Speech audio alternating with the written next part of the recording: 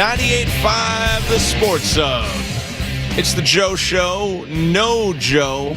Joe's a no-go. Sean Sylver here. You there. Skaz is here. Intern Riley's here. Aurora's here. Street Team Joe. They're working on... They look like they're staging something out there in the hallway. There's phones are being passed around. Perhaps we're filming right now. I'm getting waved to. I'll acknowledge that. Hello. Hello to all of you. Of course, we'd love to pack you into this packed house as well at 617-779-0985. We're also on the YouTube. I've got that up right now. People are checking in, and we're kind of getting our bearings on there as well. The Red Sox have a game tonight. Back home, rescue me, as Fontella Bass once said, from the road. Red Sox, a good road team all season. Even when they weren't doing well at home, they were a good road team. Not so good. Just 2-7 in their last 9, as Maz talked about at length. So, we'll certainly give you an opportunity to talk Sox, because I'll say it, I am maybe little W worried about them. Not big W worried about the Red Sox, but little W worried. I am plainly worried about the Red Sox going forward. As the injuries pile up, and you just got to wonder, how much water can the boat take on here, because, there's a regression to the mean, but there's also, injuries. And injured teams don't win the World Series. Not that we're saying that was going to happen, but, it just doesn't give you a lot of optimism when key pieces are going down. And let's just face it, the trade deadline acquisitions haven't really done much to lift all of the ships in the shipyard. Patriots training camp rolling along. They had a practice today. Christian Barmore was back at it. Christian Gonzalez conspicuous in his absence. Of course, that storyline just and I'll say it here, and we're going to probably do some Disney talk tonight, because I was just at Disneyland with my family. We had a great time. Obviously varied opinions on Disney from the different people that I mentioned it to. Like before I went, oh yeah, we're going to Disneyland soon. Some people love it, some people tolerate it, some people, I wouldn't say can't stand it, but to each his own. Your mileage may vary on Disney theme parks. We, of course, went to the land, not the world. Went to California. That was a nice little experience. Had a great time. But I was in here with George before we went on that trip, and that was the topic du jour. And I returned to the airwaves here on this Monday, August 17th, and that is the topic du jour. So we got that. We got some interesting NBA news going on. Brad Stevens has... had some things to say in the wake of the Jaylen Brown deal. And, there's nothing really hot around the Celtics right now, but certainly the Lakers have got some stuff going on. Lakerland in flux right now, as it's being reported that Jeannie Buss is out in L.A. Not like the Red Hot Chili Peppers album, but she is out in L.A. as an owner or a figurehead of that franchise.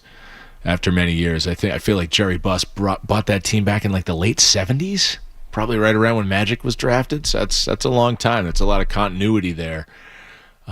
Just as Celtics fans can worry about what's going to happen to the Celtics long term under new ownership, you could think the same about the LA Lakers. Though those dudes taking over the Lakers, pretty connected, loaded. Names there. You ain't got to worry about their well run and dry anytime soon. So a variety of things on the table. However, it is the night show. It is the Joe Show. Obviously, Joe and Skaz have been doing this, in tandem for a few years now. And, it's the kind of, I'd say to Joe, and I said to Skaz before,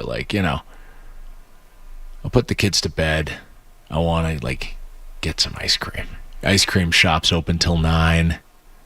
And it's we'll drive over to the ice cream shop, put on Joe and Skaz, listen to a couple of segments, text them a couple of times. Then I'll I'll finish my ice cream and I'll be like, I got that crap to do down in the garage. I'll go down, flick on the radio in the garage, listen to the night show. The night show has been a part of my routine as long as I can remember, even before I worked here.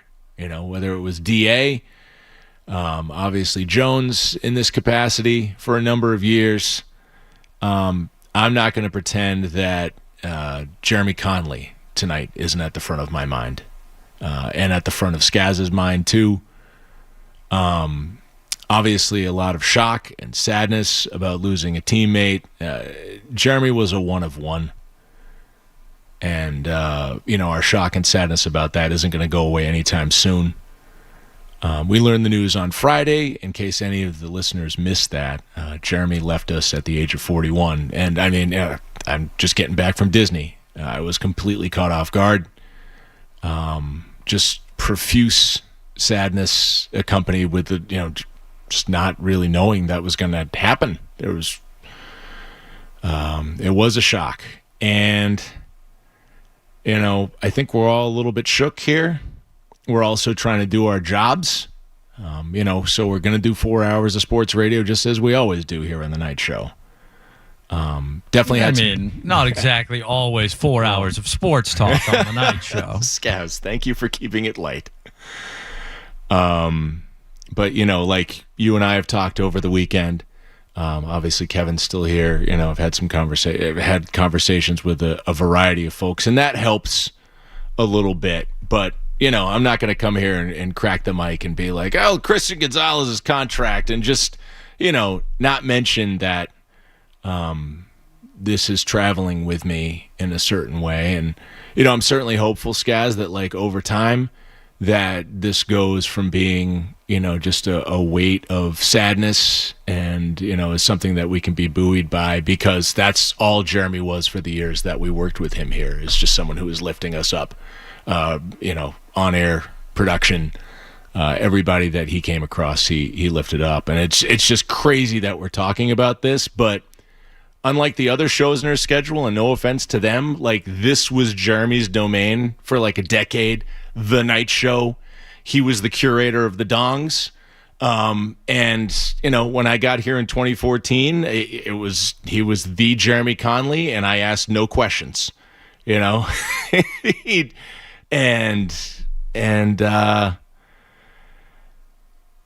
he worked alongside Deering at first, and I kind of worked some Celtics games with him, as I have with all you guys over time. Work some Celtics games. That's where you kind of get to know each other a little more, when you're grinding out like a mid-February Celtics game. And then obviously he was the night show producer and gave us just so much memorable stuff for years. If you were a listener, he gave you his humor and creativity those ways. And if you were a coworker, he gave and gave and gave. And obviously became the head producer here, taking Howie Sylvester's, I wouldn't say taking his place, but, ably stepping into Howie's role here, just with no skips. And for all he gave, he made you laugh doing it. He would point out the ridiculous. He would really, kind of dig at things for the proper comedic effect, and just, wouldn't drop stuff sometimes, just keep picking at it.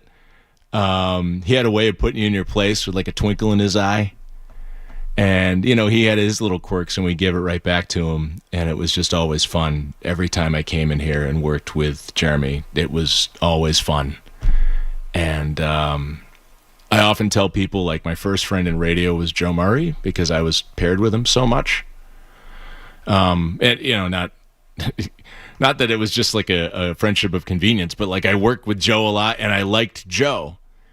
But in so many ways, Jeremy facilitated that friendship and was just as much a part of it. He wasn't doing 99% of the talking, and he was behind the glass over there.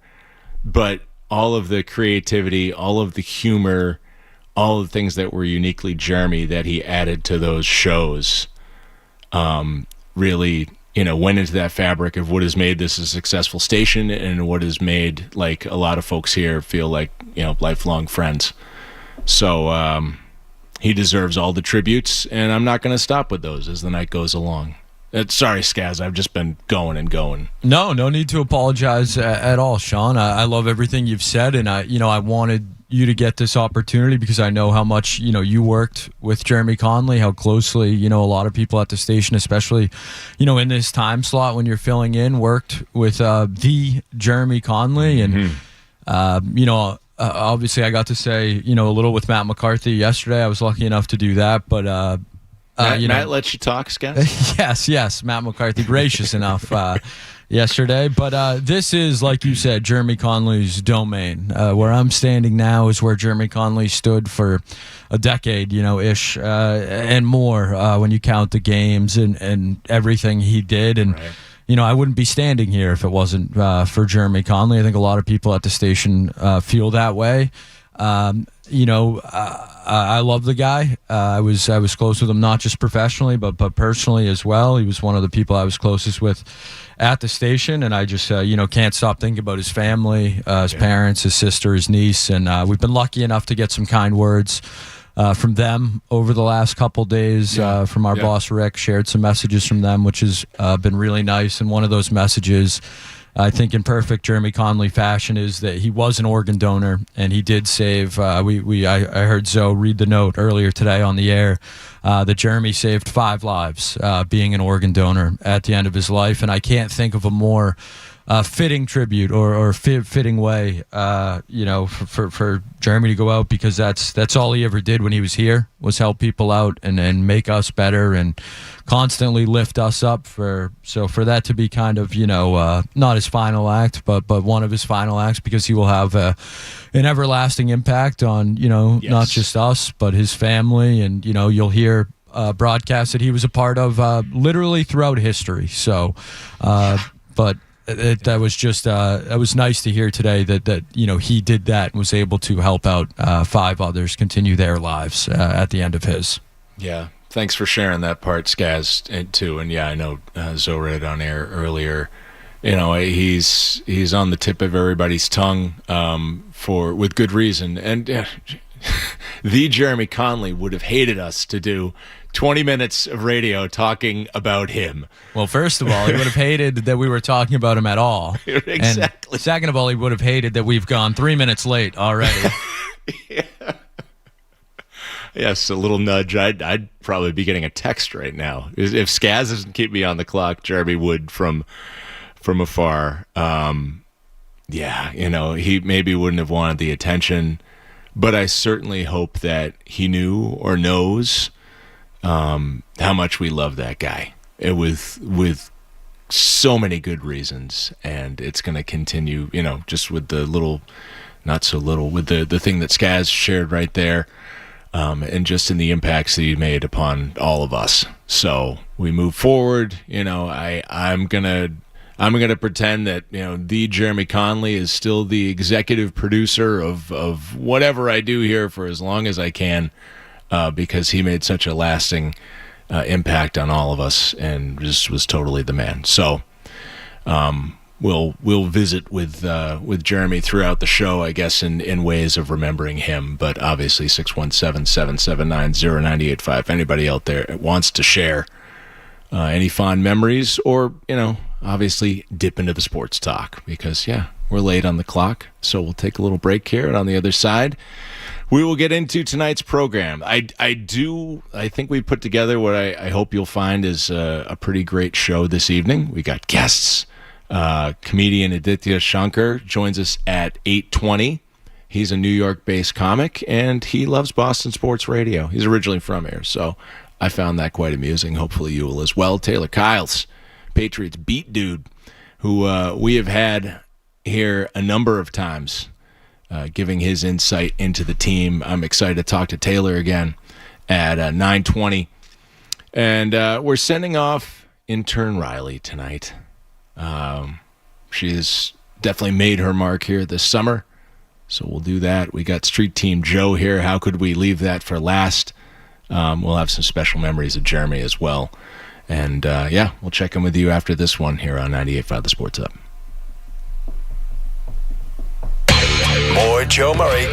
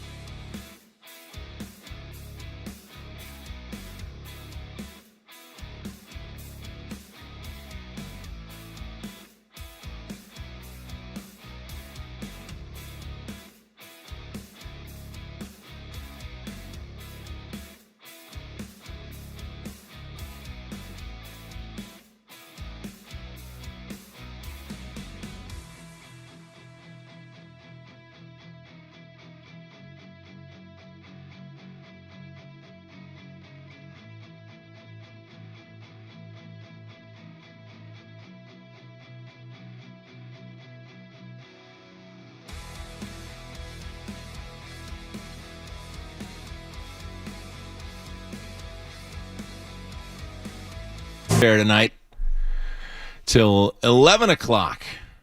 We're doing 4 hours of radio tonight. But, I'm very hopeful that you won't want to stick needles in your eyes, dear listeners, as we roll along here. Intern Riley tonight, done a fantastic job all through the summer, as have, I would say, all of the interns, though I don't know all of them personally. So I'm going to say many to all of the interns. Have all done a swell job here at the station. I feel like I just I gave Aurora a little I did the question of the week or question of the day or whatever it is. I gave her like a dissertation on in my answer. I feel like those answers are usually pretty quick in those videos. I don't give quick. I'm not quick on anything in life. Even my driving, it's like I'm right at the reasonable speed limit. But we got to find an appropriate way, I think, here to send off Riley after the efforts that she has made this summer. Has she gotten over the hiccups? We got a thumbs up or a thumbs down. She's got an aggressive hiccup back there, and I feel for her. I'm not going to make light of it. She's not going to be a punchline in any way. But I empathize and sympathize with that hiccup. Right? No, you should not. You should not feel bad for Riley. You should feel bad for me and Street Team Joe, because we are the ones that are forced to listen to it, Sean. That's the truth of the matter back here. It's like a full body experience. Yeah, there's a lot of motion and sound. It's tough. It's tough to be a part of. If you, God forbid you have sensitivity to flashing lights or anything like who knows what's going to happen next time Riley hiccups. So we got to get her out of that. If she can cure those hiccups sometimes within the next 4 hours, 3.5 hours, we'll do an appropriate send off for her. It's been a good summer, guys. Like I don't know how you feel at this point. I've always had a hard time. Are you guys familiar with the phrase "the Sunday scaries"? Like, is that just a phrase that like teachers use or students use, or is it like anybody who has like a 9-to-5 Monday to Friday job? The Sunday scaries. I think the only time I didn't get the Sunday scaries was probably like college, because you're free then. But other than that, I feel like it's pretty normal to get the Sunday scaries. But you don't get the Sunday scaries knowing that you're going to work with Joe, on Monday night. No, yesterday, as me and Sean Sylver sat outside with other members of the sports home on a beautiful day, I had no Sunday scaries thinking about coming in here with the lovely Sean Sylver. I just laughed right there, and I'm not sure if I was laughing because she called me lovely or because I saw another full body dry heave from Riley. But what was I gonna say? Oh geez, I get distracted by the hiccups. Sunday scaries, yeah. Like I don't know. I haven't had that in since school, since like probably high school, because it's just things are very regimented back then. But you know what I get the Sunday scaries about now? It's the change of seasons, and I'm starting to feel it a little bit right now. Like as August moves into September, I've got like this oncoming sense of dread that it's not that I got anything wrong with the fall, with the season. It's a lovely season. Or with the fact that football's coming back. It's very exciting. I mean, and for me, like Celtic season is right around the corner. But the fact that it's, I'm an early riser. I'll be up around, regardless of when I get off the air, I'll be up around 5 tomorrow. It's not light out anymore. It's not light after I put the kids to bed, at 8:30 anymore. That was great. Put the kids down, go downstairs, like walk out on my front step and just take a look around. Sun's going down, crickets are chirping. It's not happening anymore. And pretty soon it's going to be winter.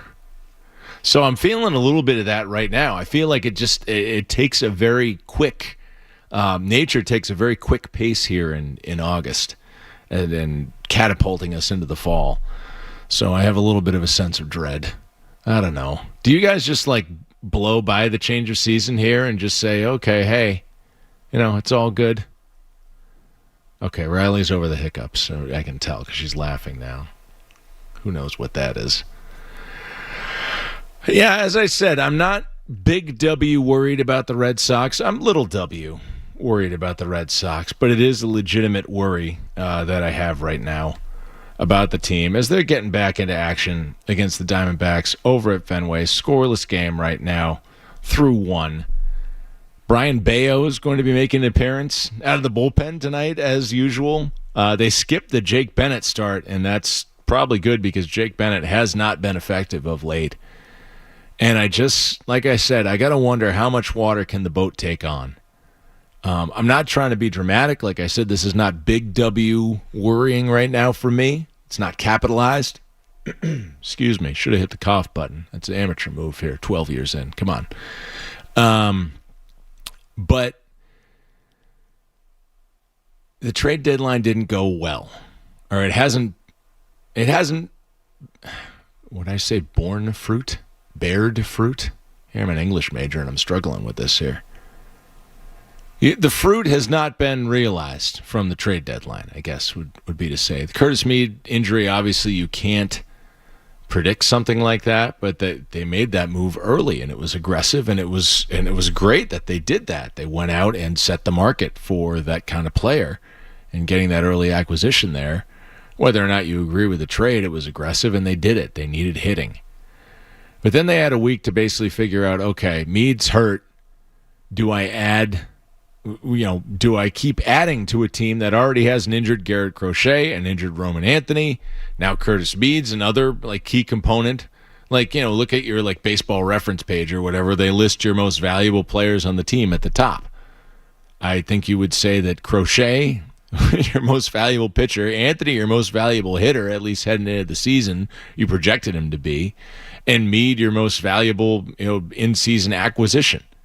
All gone. And unknown if 1, 2, 3, or none will return to the team.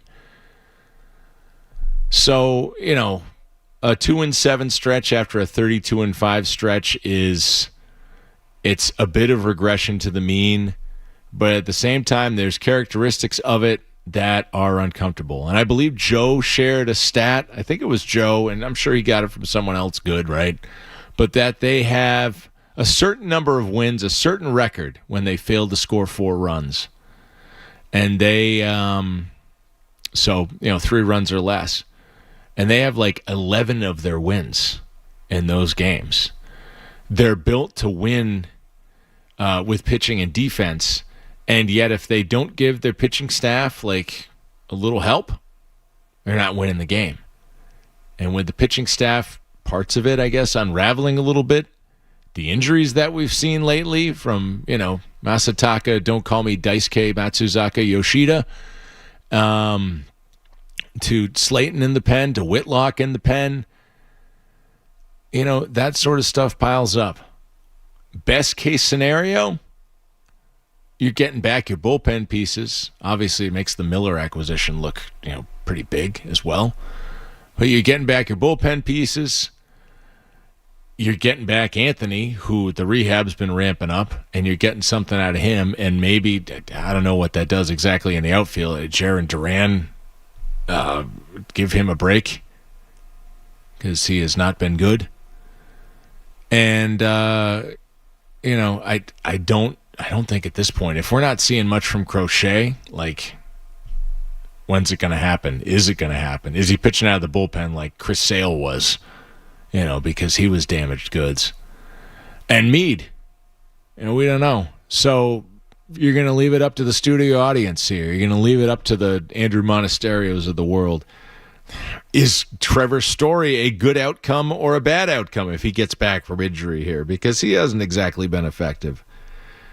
As much as the winning streak made us feel happy and made us feel like this team was, ready to go into the playoffs and just, deliver on expectations, right? We expected this to be a playoff team going into the season. And then you just have some fun in October, right?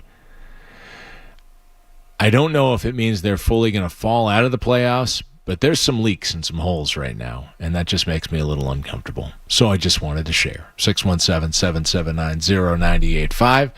Like I said, these two teams, the Diamondbacks and Red Sox, underway right now in the top of the second, so we'll be keeping an eye on that, keeping an eye throughout the world of sports tonight as we're here till 11 o'clock here on the Sports Hub.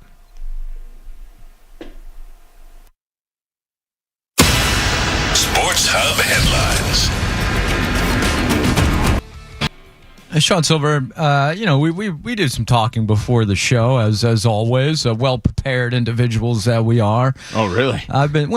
Sometimes. I've been doing a little research back here, checking the files of Sean Sylver audio that Jeremy Conley may have saved over the years. Oh, man. Would you like to hear just a couple pieces I've found so far? I've always kind of wondered what he had in his trove. It's a database that is far and wide. Oh, man.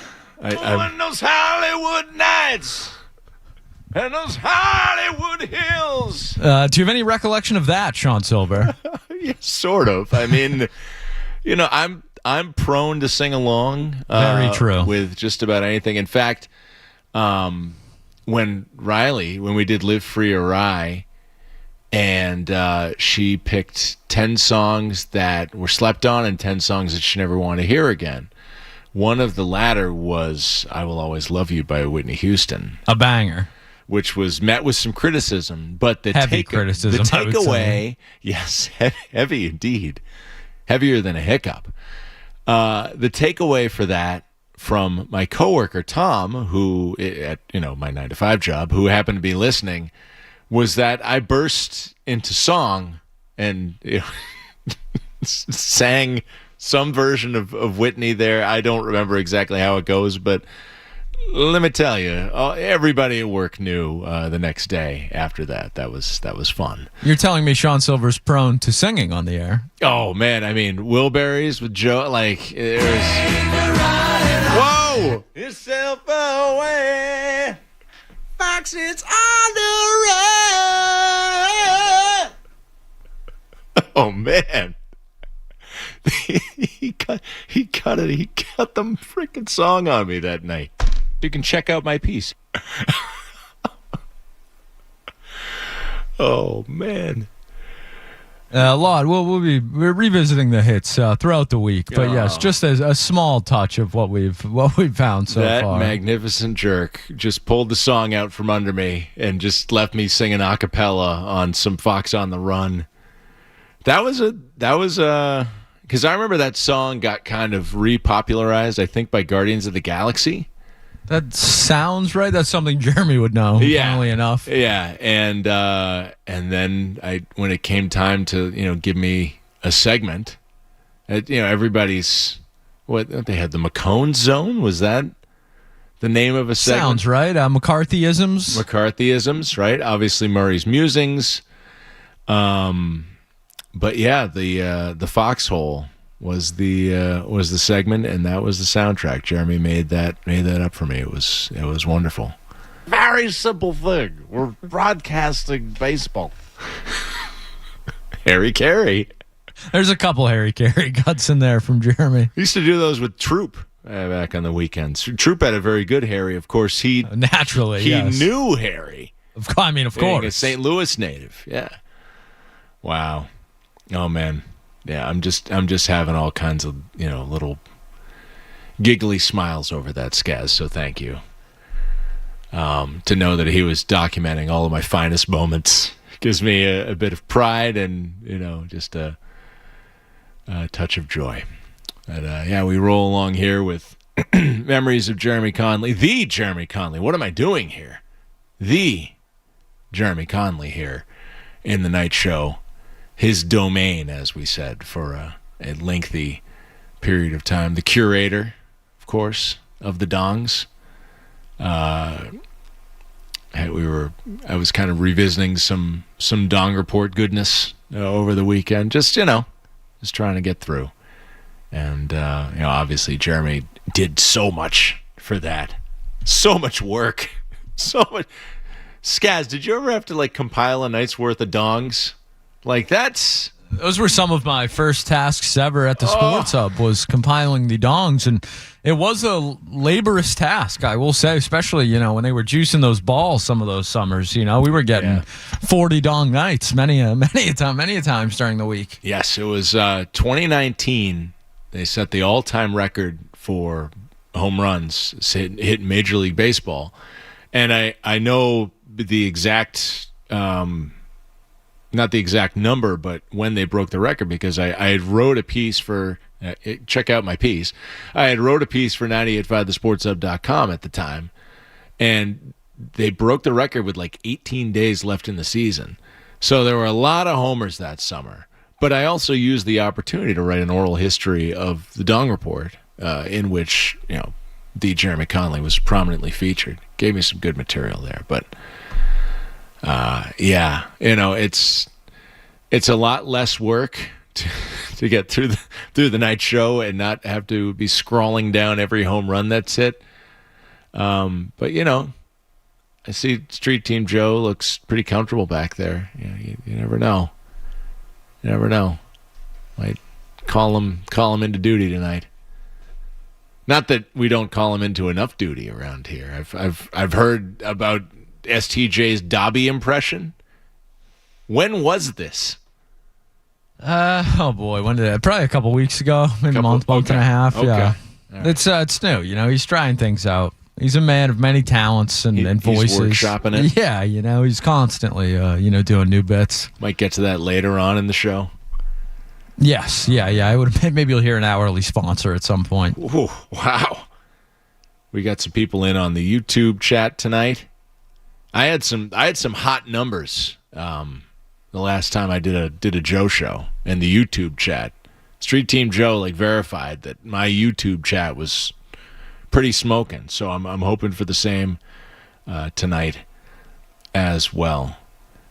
Guys, are you worried at all about the Christian Gonzalez situation? Does it keep you up at night? It certainly does not keep me up at night, but I would say if he's not paid by the end of the week, I would that worry starts to grow. I think the Witherspoon thing really started the clock on it, and if it's not resolved within the next week, then as a Patriots fan, I would start to be concerned.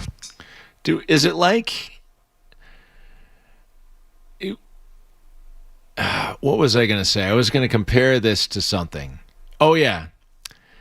Is this situation with Gonzalez, when's the last time that we faced a contract extension question of this caliber in this market? Because I could only go and think about the Isaiah Thomas Brinks truck, and we all know how that ended. I obviously don't see this ending this way, and it's probably too soon to get a bee in your bonnet about it, but this has been a talking point for a while here. And, obviously the dust is settling on Witherspoon. It would only make sense that this would happen. I think I was talking to Pat Lane, one of the Patriots voices that I enjoy and respect, and Pat said, if it's 10 days and nothing happens, then I'm throwing out the panic bells. But do we truly believe that Christian Gonzalez is going to dog it if he doesn't get the extension? And what's preventing the Pats? I mean, it may be an overpay here, noting injury history and the fact that Gonzalez is maybe not objective resume, but his subjective resume in terms of Pro Bowl appearances, etc., it's not on par with Witherspoon, but they're not one of the bigger spending teams. Yeah, they've made moves in recent years that have definitely, improved the caliber of talent on the roster. It's not just all a bunch of young guys and smoke and mirrors that got them to the Super Bowl last year, and they added to it, respectfully, this offseason as well. But, is there a real worry here that, paying Christian Gonzalez inhibits you from paying Drake May when it's his turn? I don't know. I just hope it all comes to pass here. I try to be patient. I don't think... I'm generally not a person who panics a whole lot in his life, at least not publicly. Anxiety is very much a part of my day-to-day, but I try to keep it to myself. So, and being a father of two young children will do that. Going to Disneyland with two young children will do that. But, I'm trying not to get any anxiety over... Christian Gonzalez right now. But it's on the table, as are the Sox, locked in with the Diamondbacks, back home at Fenway tonight, as are the Celtics, as are, some opportunities to connect with some guests tonight. And I'm psyched here to be doing 4 hours with this crew. So we'll take a break here. We'll get back, maybe get to the phones, and cruise into the 8 o'clock hour here on the Sports Hub. Sean Sylver in for Joe Murray on the Joe Show.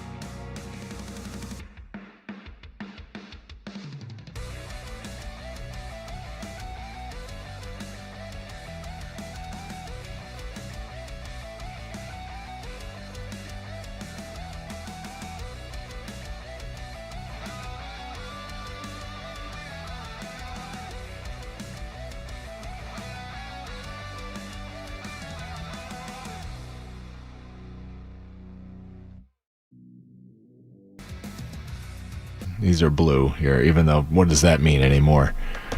But the Sox a 2-0 lead on the Diamondbacks. I'd mentioned the Gonzalez contract.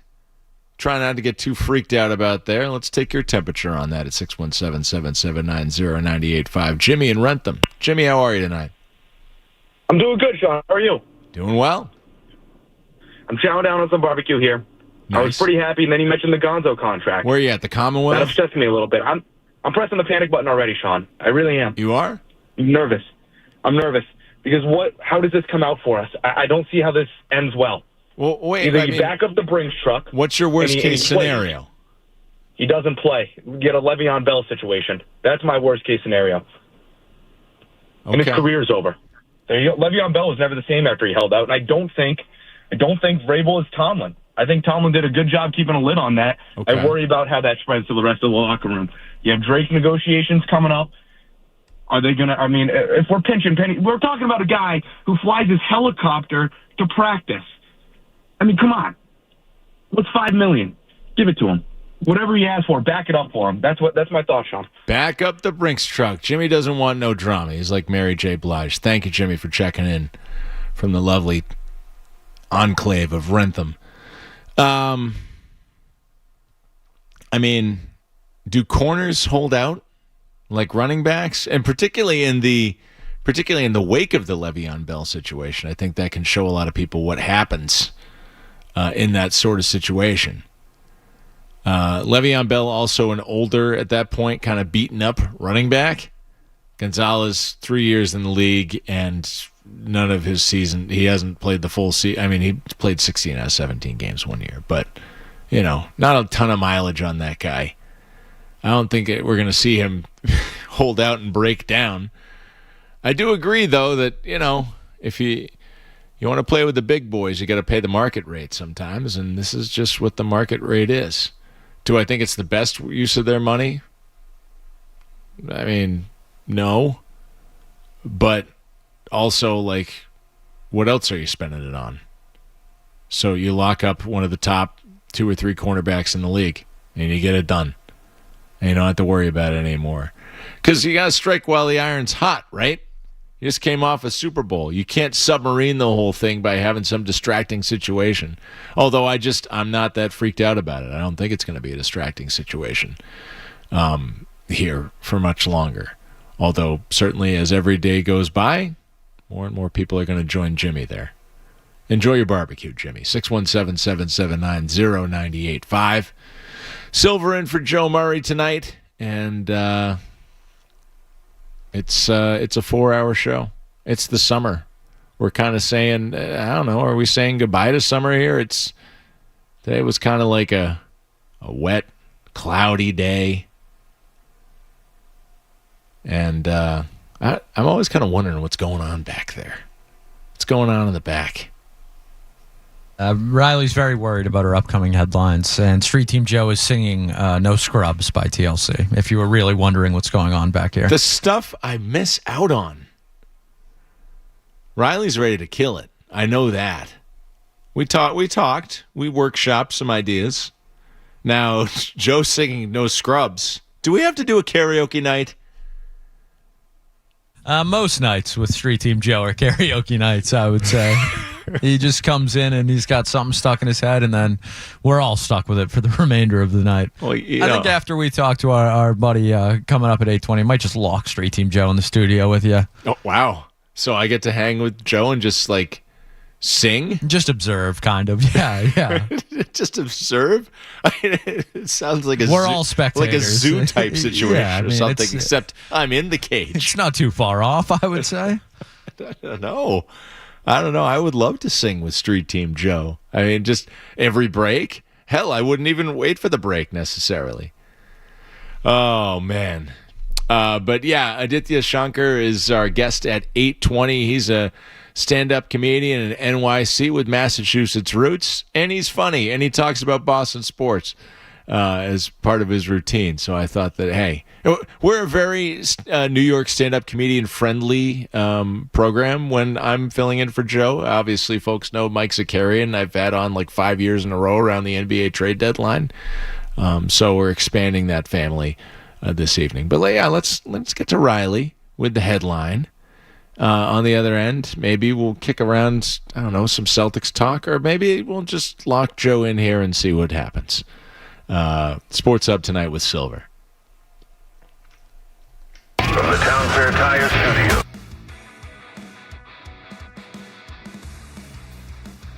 For sports. 98.5, the Sports Hub, a Beasley Media Group station.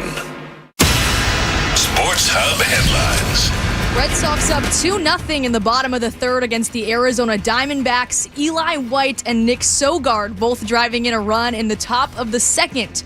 We head to Patriots training camp as they continue this week. Christian Gonzalez still sidelined as contract discussions continue, while Christian Barmore has returned to practice on a limited basis. New England will also welcome the Philadelphia Eagles to town for joint practices before Saturday's preseason matchup.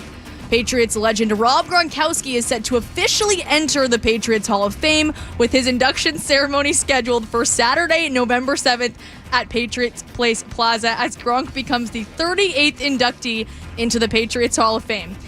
Moving on to the Lakers, after nearly 5 decades of Buss family ownership, the Buss family is selling its remaining 17.8% stake in the Los Angeles Lakers to new majority owners Josh Kushner and Bob Iger. 98.5 The Sports Hub is brought to you by Boston Prolotherapy. Don't let joint pain keep you off the court, course, or trail. Eliminate the pain with Dr. Franchi of Boston Prolotherapy. This is Riley Marchand. Your next check of the headlines in 30 minutes. Diving effort. He's got a breakaway. Goes to the backhand. Throws it in. Draw coming to the slot. The Sports Hub. Like watching a figure skater at the Olympics. You're just like, first of all, the kid's polished. Like, she's going to school.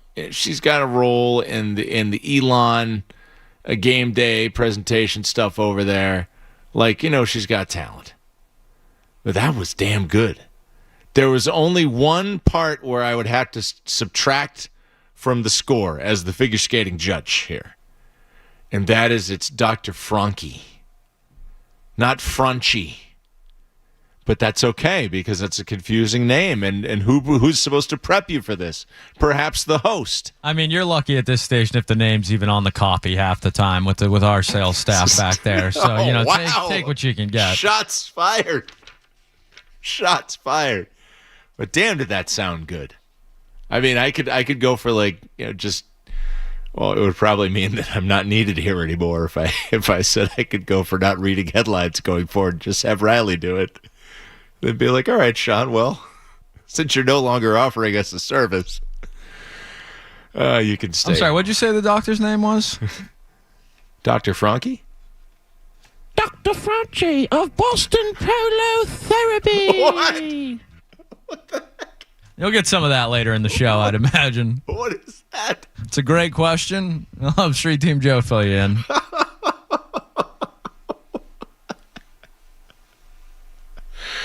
It's an odd place here at night, Sean. It truly is. It's a one-of-a-kind kind of place. Oh, dude. I mean, I often kind of describe my experience here because everybody's always like, oh, yeah, what's this guy like? Oh, yeah, what's that guy like? And it's like, most of my interactions with, like, the names on the marquee at this station are several years old. There was a time where I used to sub in on a lot of day parts around here.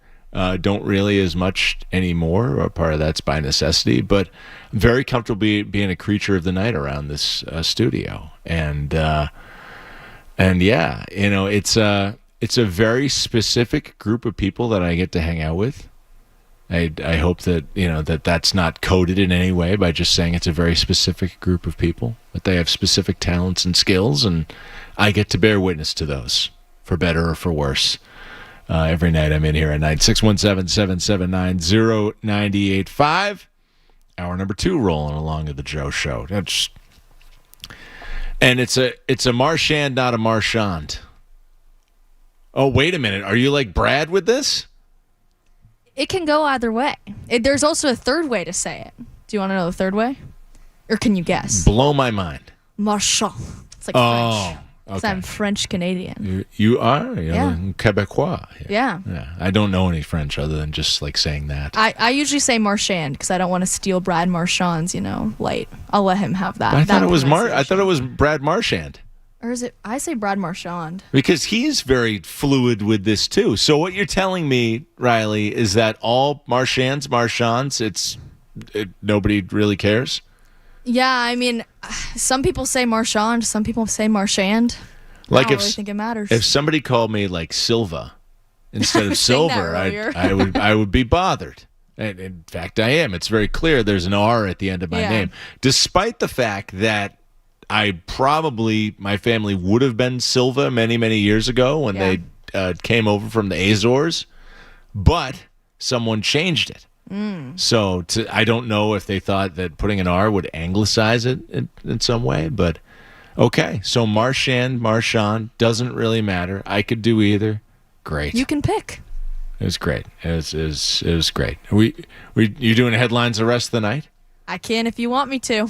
All right, we got to keep an eye out for breaking news here. You never know. There's some golf on this TV. I mean, is that live or is it Memorex? The sun's out somewhere in the world.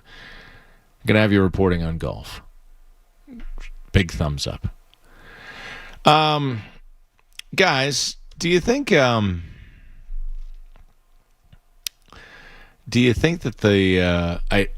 the Basketball Hall of Fame inductions were a few days ago? Skaz is like giggling. Did I? No, nothing you did is wrong. It's just the Basketball Hall of Fame has almost become a laughing matter, I think, at this point, Sean Sylver. I don't know what your thoughts are on the Basketball Hall of Fame. Well, I want to know, like, was it Amari Stoudemire that made you chuckle? Was it Doc Rivers going in? Can I say all of the above? Oh, really? Well, I mean, dominant female class with Candace Parker, Elena Deladon, and Shamika Holzclaw. No disputes for me there, for sure.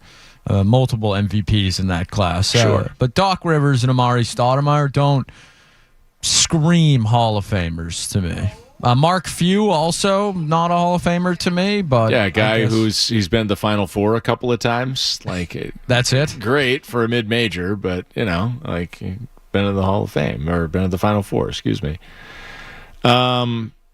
I don't know. I mean, so we went as a family to the Basketball Hall of Fame in April. My son wanted to spend his birthday there, and I was like, hey, it's April vacation week. Let's do this thing. That sounds like something Sean Sylver's son would want to do. We had a great time. It was fun. We probably spent like 3-4 hours in the museum and, then just had a nice time enjoying Springfield in general. They got a lot of museums in it. You got the Dr. Seuss Museum down there. It's a good time. But, yeah, like we were looking at the 2025 inductees when we were there, and it was like Dwight Howard, like I know Dwight Howard has like Hall of Fame stats, but it's like these aren't like get your blood pumping kind of players. Like Amari Stoudemire, amazing, like first 5 or 6 years of his career, and then when he got to the Knicks and his knees were ruined, like there wasn't much there. But one thing that was telling was, I don't know where I saw this, but Doc Rivers saying that Tommy Heinsohn would have hated the Jaylen Brown trade. Kind of makes you think, if Tommy was still around, how that would, I mean, that might have been Tommy's undoing had he not already been undone, the Jaylen Brown trade. But just interesting hearing Doc, and he's kind of kept a profile around here. I know he comes back for, charity events and stuff like that, and you see Doc occasionally in and around Boston. But, Stevens had some comments, Skaz, and I know I'm kind of like putting you on the spot here, but I heard him earlier in the day, and we can get to him. But just basically kind of talking about the construct under which he did this trade. It was accompanied by some very, like, synthy, impressive music. I don't know, but he's kind of trying to support the fact that he did this by indicating that the NBA is in a new era. And it's wild because for years we've gone off of this assertion that you need superstars to win. And you don't get rid of superstars once you get superstars, because that's like what a poor team does. It's not what a rich team does. Poor teams have to win at drafting so you can have any chance of getting those superstar players, because there's only 5 or 6 teams that are going to attract the superstar players. So, and I'm not calling the Celtics necessarily a poor team, but they're not in that we attract key free agents list right there. And by that, they're a mid-market team in terms of what they can command from other players.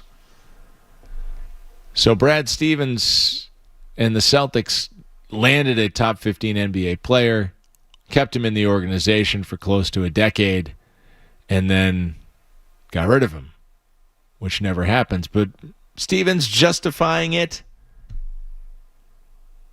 that we have a new era where we need depth. That's wild. That's wild. Also, Paul George arriving with the Celtics recently. He's ready to lay it all on the line for the C's. So I guess he's going to give whatever that 36-year-old body can give to the assignment. And, ladies and gentlemen, your 2026-27 Boston Celtics, built around depth. We're ready for the new NBA where we don't hold on to superstar players. We trade them so we can have depth.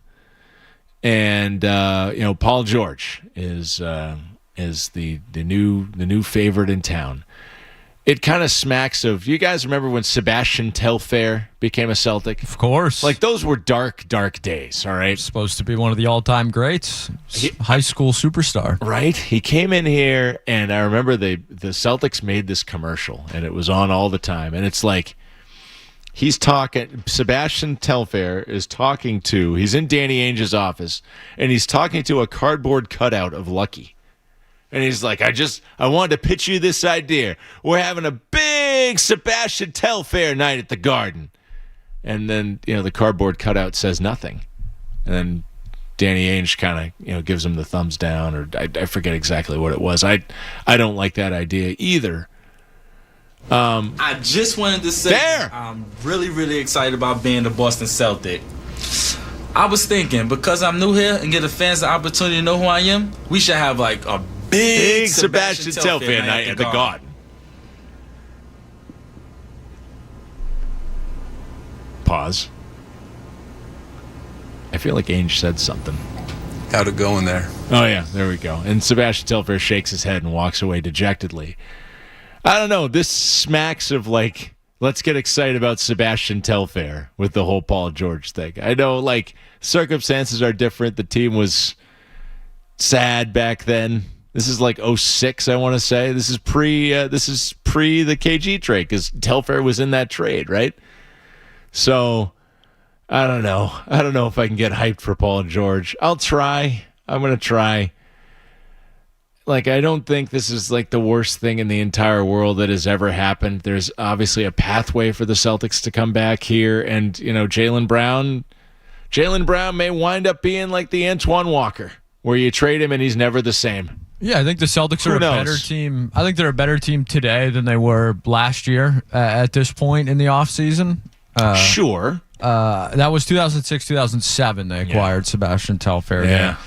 I agree with everything you said there. The only thing I kind of think the Celtics would push back on is I'm not sure they think Jaylen Brown's a superstar. I think they think Jaylen Brown was a star in the NBA, but I don't think the Celtics viewed him as a superstar, and I think that's part of why he wasn't here anymore.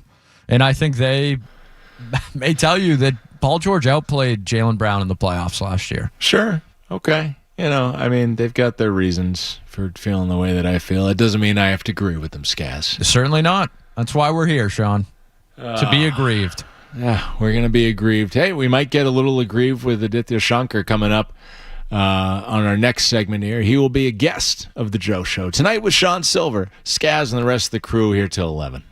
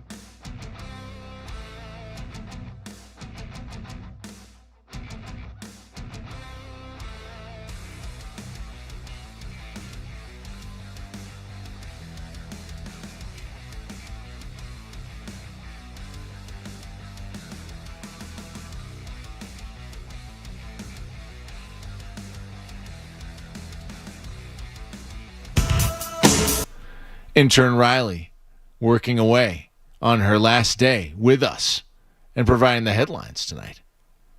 Is Aurora still here or has she gone home? There she is. She's in camouflage garb back there. It's like I don't know what you would call that, like a greenish brown. Just mixes in with all the audio equipment. But yeah, Sean Sylver on the mic tonight, in for Joe. We're here till 11. We're hanging out. We're talking Boston sports. And I want to, extend the hand across the aisle to a New York City-based comedian. And, I'm going to call him now, a friend of mine. Aditya Shankar joining the program this evening on the Joe Show. New York City-based, however, but Boston-bred, leading the league in Tony Battie content is also something I've noticed about you. Welcome, Aditya. Hey, Sean. Thanks for having me on. Really, really appreciate it. So you came across my feed last month with a bit about being a Boston sports radio listener, which made me chuckle. I think you shouted out Mike from Woburn, who's yes, I did. Yeah. A guy who we all know and love for his various Mike from Woburn things. Right. What's your history with our medium? Did you kind of come up with it? Is it something where you still tune in, when you're over in New York now? I definitely still tune in. A lot of times I'll listen to like the podcasts and stuff that get released like after the fact. Yeah. But I definitely still listen. I probably started listening, honestly, back when I was in college in maybe 2014. So it's been quite a while now. So that's why when I say in that joke, I've been listening to it for long enough that I'm thinking about what Mike in Woburn is thinking about. Then that's really the basis of it. Yeah. Yeah, 2014, that was the year I'd started at the station. So you've seen, or listened to here with 3 Pats Super Bowls, Celtics championship. It's been pretty good around here. Of late, though, we're noticing that more of our rivals are winning championships. Of course, you're in New York City now. Right. What was it like with the Knicks winning? Was it bearable in any way? It was insane here. I mean, people were obviously going crazy. It felt a little like, I was a kid, and I don't think it was quite to the same extent, but it felt a little like 2004 with the Red Sox. Hostility. What was that? Hostility. Well, no, I just meant for the people here. Yeah. Okay. Yeah. Gotcha. Sorry, as in the excitement here around the Knicks felt a little like that. Just in terms of obviously not nearly the same drought, but it was still that level of excitement was here. But as a Celtics fan, it was unbearable. I mean, it was even honestly kind of worse the year before, even when they beat the Celtics in the second round. Yeah. Well, the Knicks fans, they love a good playoff series win or a division championship or something like that, right? Yeah. So that's that's just big for them. How do you play that? I mean, do you try to hide from it? Do you just kind of accept it? No, I'm very out in the open about who I'm rooting for now. And I'm honestly, I wish there was more.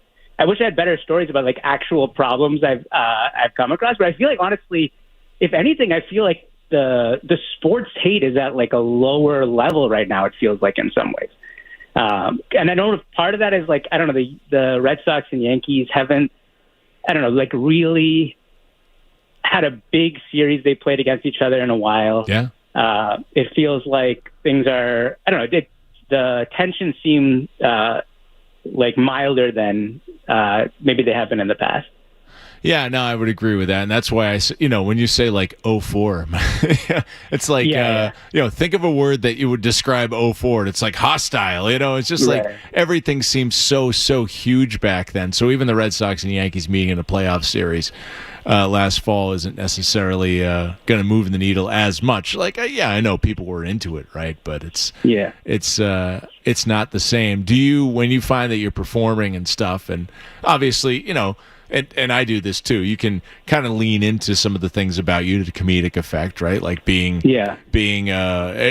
are you from Boston proper or around the area? I mean, no, I'm from like the suburbs. I'm from Westford. Oh, okay, like sure, near yeah. Lowell. I know near Westford, Lowell, yeah, and I'm from Cape Cod, but I talk to somebody who's not from here, and I'm like, yeah, I'm from Boston. Right. Technically, I lived in Boston for a couple of years, but yeah, when you're there though, and you're wearing your fandom on your sleeve, what are some of the reactions that you get? At least maybe in the club environment or whatever. Right. Well, so I have this other joke that I don't know if you'd seen that one as well, but.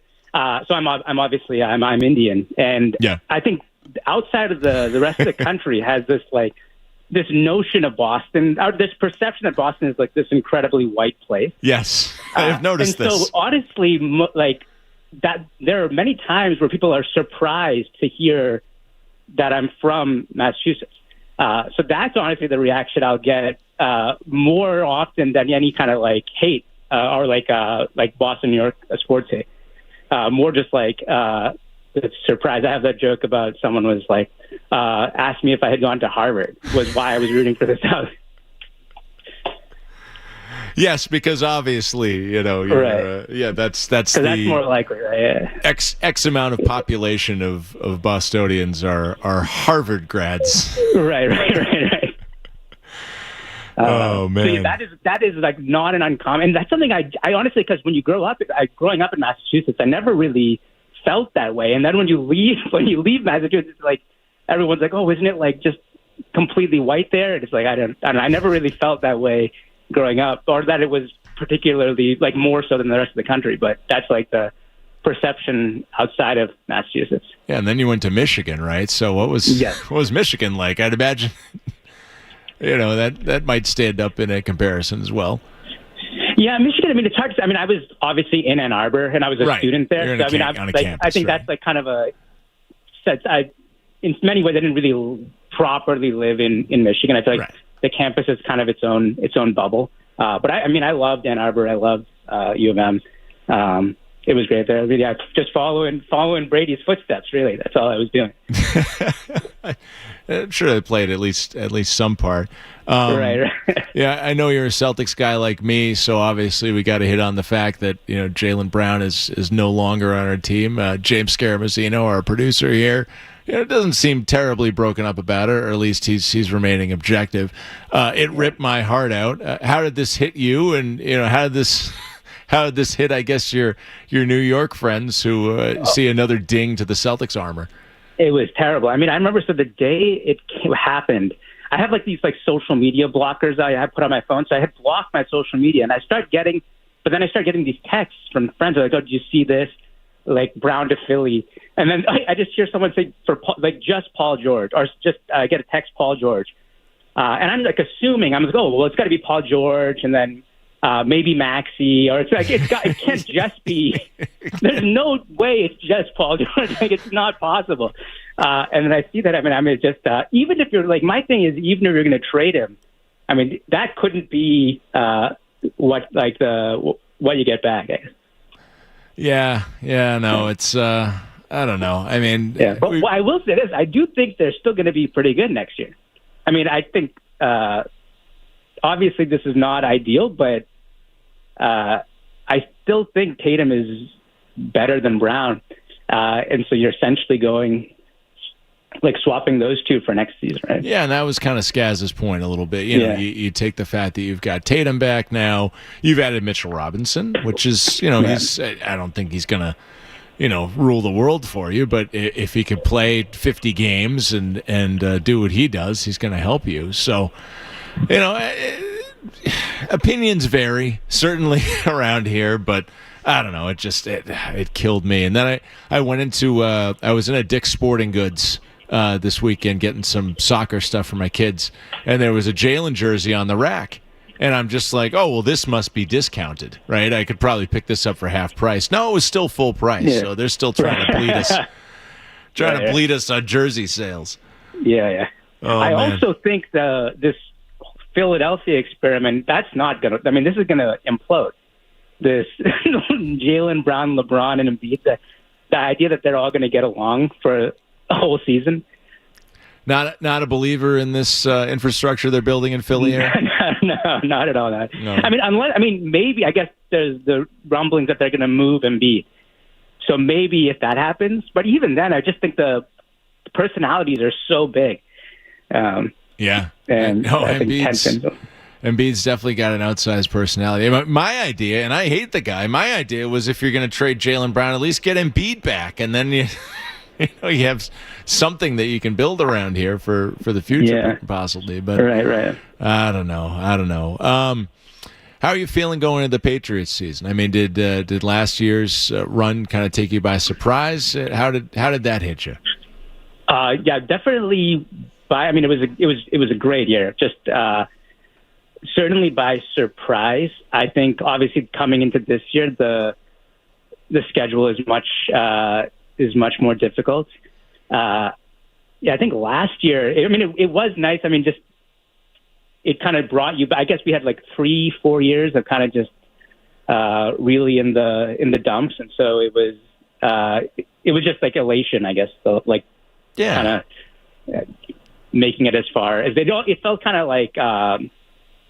I don't know, just like I guess no one was really expecting that, right? So it was just almost like icing on top, getting all the way to the Super Bowl. Yeah, I mean, obviously it wasn't the same result, and you didn't have Tom Brady in the picture, right? But it felt a little bit like 2002. It's like you just you were given this gift that nobody expected at all, right? And then it was pretty cool, but.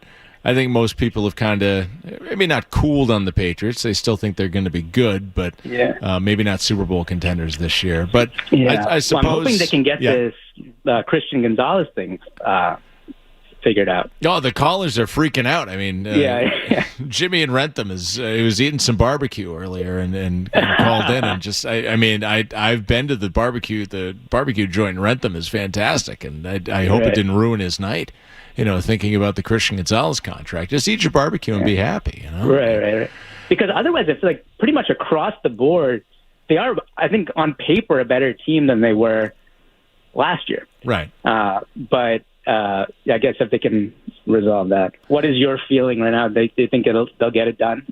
Well, I think it's fair to say that you can be a better team, right? But the record may not necessarily reflect that just because of the other circumstances that are involved with that. And then, you just kind of tack on the fact that, look at the 2002 Patriots, right? They won, and then they took a step back. It's just natural for a team. How many teams make the Super Bowl and are there the next year? And I know there's examples of it happening with Philly and the Chiefs and, whatever. But a lot of these kind of teams, it's not always that way. So it's kind of notorious, right? Like the teams that lose the Super Bowl tend to drift, kind of slump on there. Carolina Panthers, Oakland Raiders. I can think of any example from the past 20 some odd years, but hopefully not here. I mean, either way, it's certainly better than being a Jets or Giants fan right now. Oh my God, yeah. I don't understand how. I just can't imagine being a Jets fan. Just a constant state of disappointment.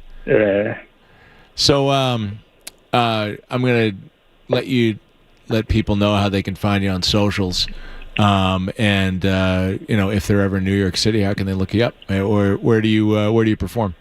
Yes, I perform at New York Comedy Club, at the Grizzly Pear Comedy Club. Sometimes at West Side Comedy Club. You can find me on Instagram or TikTok or on any social media at Aditya N. Shankar. So that's ADITYANSHANKAR.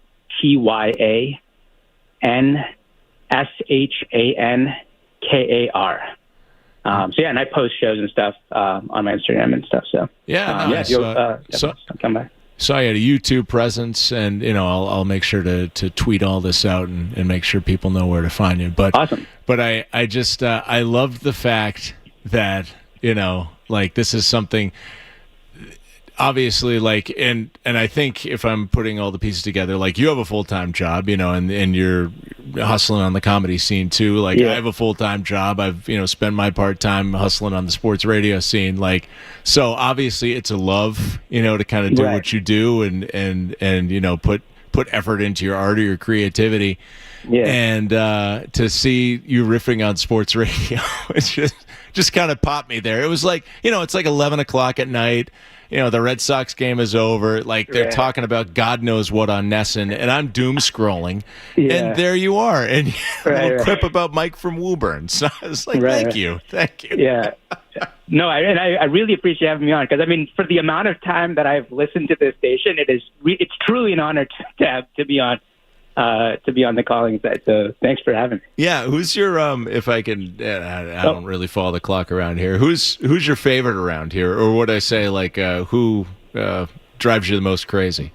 Do you, is it the same person? On the network? I mean, I definitely listen to Felger and Maz the most. Yeah. And then I'll, every once in a while, I'll be like, Zolak and Bertrand. Yeah. But I listen to Felger and Maz the most. Who drives me? They crazy. I mean, obviously Felger can drive anybody up a wall from time to time. But I do enjoy the program. Yeah, well, we really appreciate you joining us. Happy to have your fandom, and happy to make a friend here. So thanks for joining the Joe Show. Thanks a lot, Sean. All right. Yeah. We'll talk to you down the line. Okay, bye. Aditya Shankar joining Joe's show tonight with Sean Sylver from New York City, where he is a practicing stand-up comedian and has a little soft spot in his heart for 98.5 The Sports Hub. You know what? You make jokes, good ones, about our little radio station. You found your way into my heart. Let's talk to intern Riley about Riley Marchand doesn't really matter. It could also be Marchand. And she will be delivering the headlines and getting us up to date on this Red Sox score. Sports Hub headlines. Red Sox up tonight at Fenway. Boston leads Arizona 4-0 in the middle of the fifth. Each run has been driven in by a different member of the Red Sox as they look to add more in the innings to come. And some drama in the other dugout. Arizona has placed star second baseman Ketel Marte on the restricted list after he failed to report to the team. The Diamondbacks are now without one of their biggest bats as they face the Red Sox in a series. Over in Foxborough, Christian Gonzalez remains away from practice as contract talks continue, while Christian Barmore is back on the field in limited capacity. The Patriots will also get set for a Saturday preseason matchup against the Philadelphia Eagles, who come to town this week.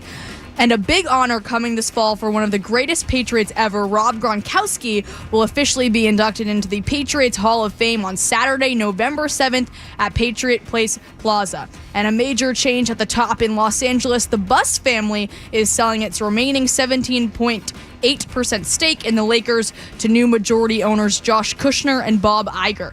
98.5 The Sports Hub is brought to you by DN Van Lines. Take the chance out of your move and make the sure bet with DN Van Lines, an approved mover of the Department of Defense. This is Riley Marchand. Your next check of the headlines is coming up in 30 minutes. Don't go anywhere. There's more Joe Murray. On the way on 98.5 The Sports Hub.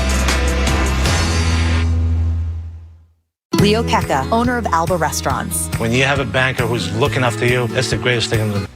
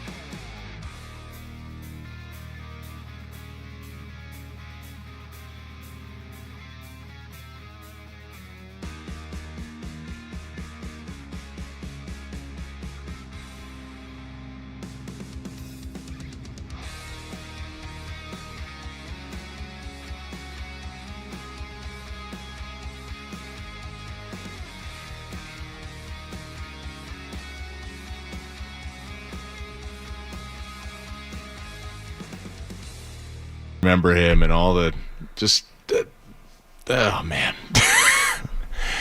He kept a book on every one of us. Every time we screwed up, any time we did something that was a bit derivative on the air, Jeremy Conley logged it and filed it. No one appreciated people looking stupid more than Jeremy Conley. He was tremendous at it. Yes. No one had an ear for we would call them mistakes with Joe. Jeremy was constantly finding the mistakes. Mistakes. Yes. Very good. Street Team Joe has ambled into the studio. How you doing, Mr. Sylver? I am doing well. It is a pleasure to see you, my friend. It's a pleasure to see you. It's always great to get to hang out with Joe in any capacity here, whether it's behind a mic, whether Joe's behind the board. We need a new Tanka night now, but we're going to have to find a new place. We need a new Tanka. Yeah. Has it closed? It's closed. It's done. It's official now. It's official. We'll take applications for where our new hangout spot will be. Could we just go next door? What's next door? Was Chengdu or what? Oh yeah, you're right. We could go next door. Place? Yeah, I mean it's a little expensive. A little expensive. I don't know that. It depends what food you, Joe, and I are craving. Oh, okay. I mean, I could crave a lot of different things, so I have to think about that. But yeah, get the band back together. I got to check out the Skaz has YouTube to join here us this time. Oh, damn right, Skaz has to join us. But it's a rarity that Skaz and Joe or one of the two is not here in the evening. So it would have to be like a Saturday or Sunday sort of affair.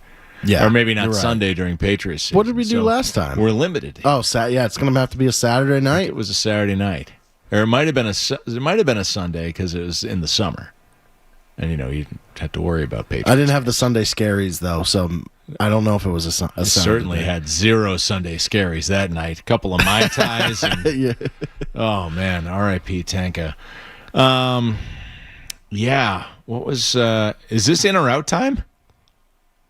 I mean, we'll do it at 9. It would have been we usually do it 2 segments after the break there. So yeah, we're just a little. You're on the Joe Murray clock. I don't mean to jump the gun here. No need to fear. We'll get there. Hey, STJ. Yeah. Any interest in Ketel Marte for the Red Sox? I was just telling the Skaz back there. I'm in. I mean, they need a second baseman. He's a good hitter. He's a power hitter. Oh, STJ, you're not a fan of Sogard? No. I have been on record calling Nick Sogard the most boring player I've ever witnessed. What has he done to you? He's a fine player, right? He can't hit for power at all. Yeah, I think he has 0 home runs. And he's a fine fielder. Yeah. He's a fine bat. And he just does nothing flashy. His stance, his swing is about as plain as it gets. I'm actually surprised here about Ketel Marte. I thought that he ran more. But I was asking Skaz, so he's not DFA'd. He's just been put on a restricted list. I saw that he was designated for assignment. Oh, Maz really? retweeted an account that said he's been designated for assignment. Oh, okay. So in theory, he'd be available if that's true. In theory. Bob Nightingale tweeted 38 minutes ago, the Boston Red Sox were one of the teams who made a strong effort to acquire Ketel Marte during the winter. Now they're seeing why the D-backs were motivated to trade him. Wait, where's the actual one that I wanted to if Maz is doing all the retweeting here, I just got to go to Maz's account. How do I do that? I guess I got to Maserati. Can I confirm this? This would be a little Sean Sylver sports update. Oh, a little breaker here? I didn't know he was DFA'd. Breaking sound here. Maybe Maz pulled this back. Skaz, do you have any updates? Was he DFA'd or is it just a restricted list? From what I've seen restricted list from Robert Murray. I saw like a Hector Gomez or somebody. I'm not sure. I think that's who it was. Nick Piocoro, Diamondbacks beat reporter for the Arizona Republic, has, to be clear, I'm told Ketel Marte is doing okay physically. He just didn't show up to the ballpark tonight. So who the heck said DFA? Hector Gomez, who has a blue check mark, did tweet the Arizona Diamondbacks designate second base star Ketel Marte for assignment. And he tags Z101 Digital, which I believe is his employer or one of his there you go. employers. That was at 7:31 p.m., but he seems to be the only one that has reported it. Okay, and I think Maz got suckered in by that and retweeted it, but now I'm not seeing the Maz retweet anymore, so. That's an endorsement you need to see. Yeah. Milliken usually is going to be on it. Whatever is most up to date, most accurate. I usually just go to his account. Either way, Sox having some success tonight. 7-0. I don't even have the right game on. Yeah, 7-0. Yeah, I've got Detroit and Pittsburgh. Well, the Athletic told me to watch this Detroit-Pittsburgh game tonight. So no, I was too lazy to change the channel, or too busy, you might say. We're having a very busy night. Have you been watching the Sox most nights, Mr. Sylver? Well, you know what was interesting is I saw I was in LA right after the Sox swept the Dodgers. So, for my trip, I packed my Sox hat. It's just usual attire, for days when I need a little shade. And I had my Sox, logo T-shirt, just...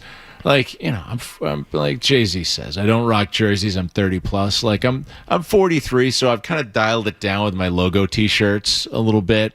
I got the Benny's tee tonight, but it's not it's not in your face kind of T-shirt. It's very light. But the Sox logo T-shirt was the one logo T-shirt I took on the family vacation because I didn't want to be taking a whole bunch of pictures and have I ate chicken at such and such on my chest, right? So.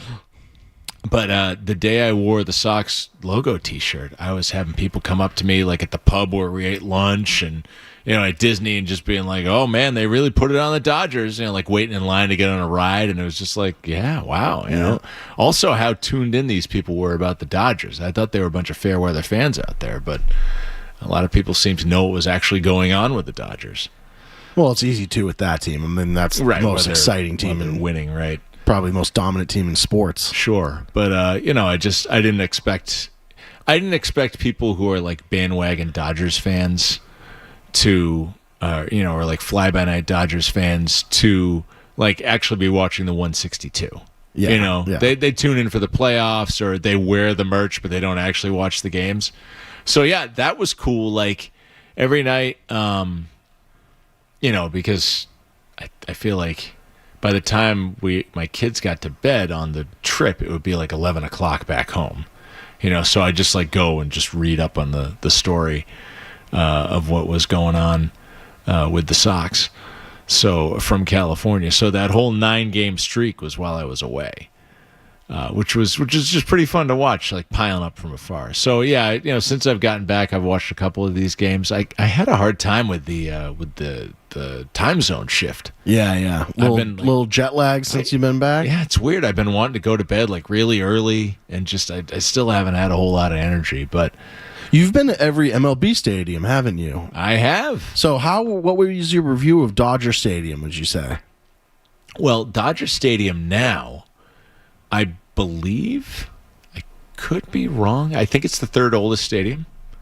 There's a huge gap. It's Wrigley and Fenway, and then 30 or 40 years pass, and then it's Dodger.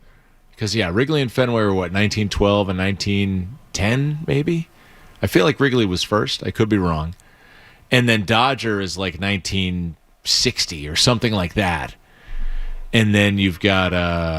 because I feel like they played at the Memorial Coliseum, the LA Memorial Coliseum when they moved there.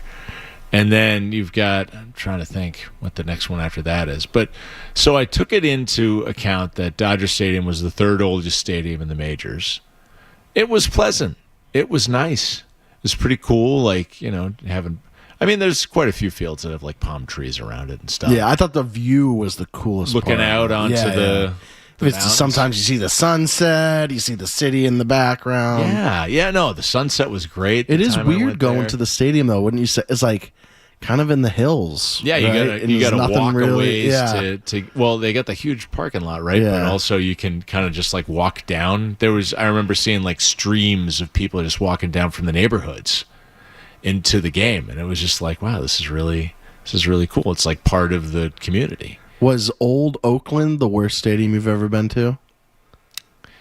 Either that or the Vet, or maybe Tropicana. Maybe whatever the Rays field is called now. I don't know if it's still called Tropicana. I think it is, right? Yeah. They change all the time. What's the Vet? Which one is that? The Vet was Philadelphia. You didn't like Philadelphia? The old Philadelphia. Oh, okay. Yeah. But Perks, both the Vet and the Oakland Stadium, when I went to them, were having $1 hot dog day. So, for a guy in his 20s on a road trip, huge opportunity to load up on some food. I just think of you in the hot dog safari you were talking about. Yes, good time. Yes, as we said goodbye to Eddie Andelman earlier this year. Those were dumpy, but the $1 hot dogs definitely brought the rating up. I don't think they get them out of my bottom 5 or anything like that. But indoor baseball to me is just ugh. So. The Rays game was it was gross.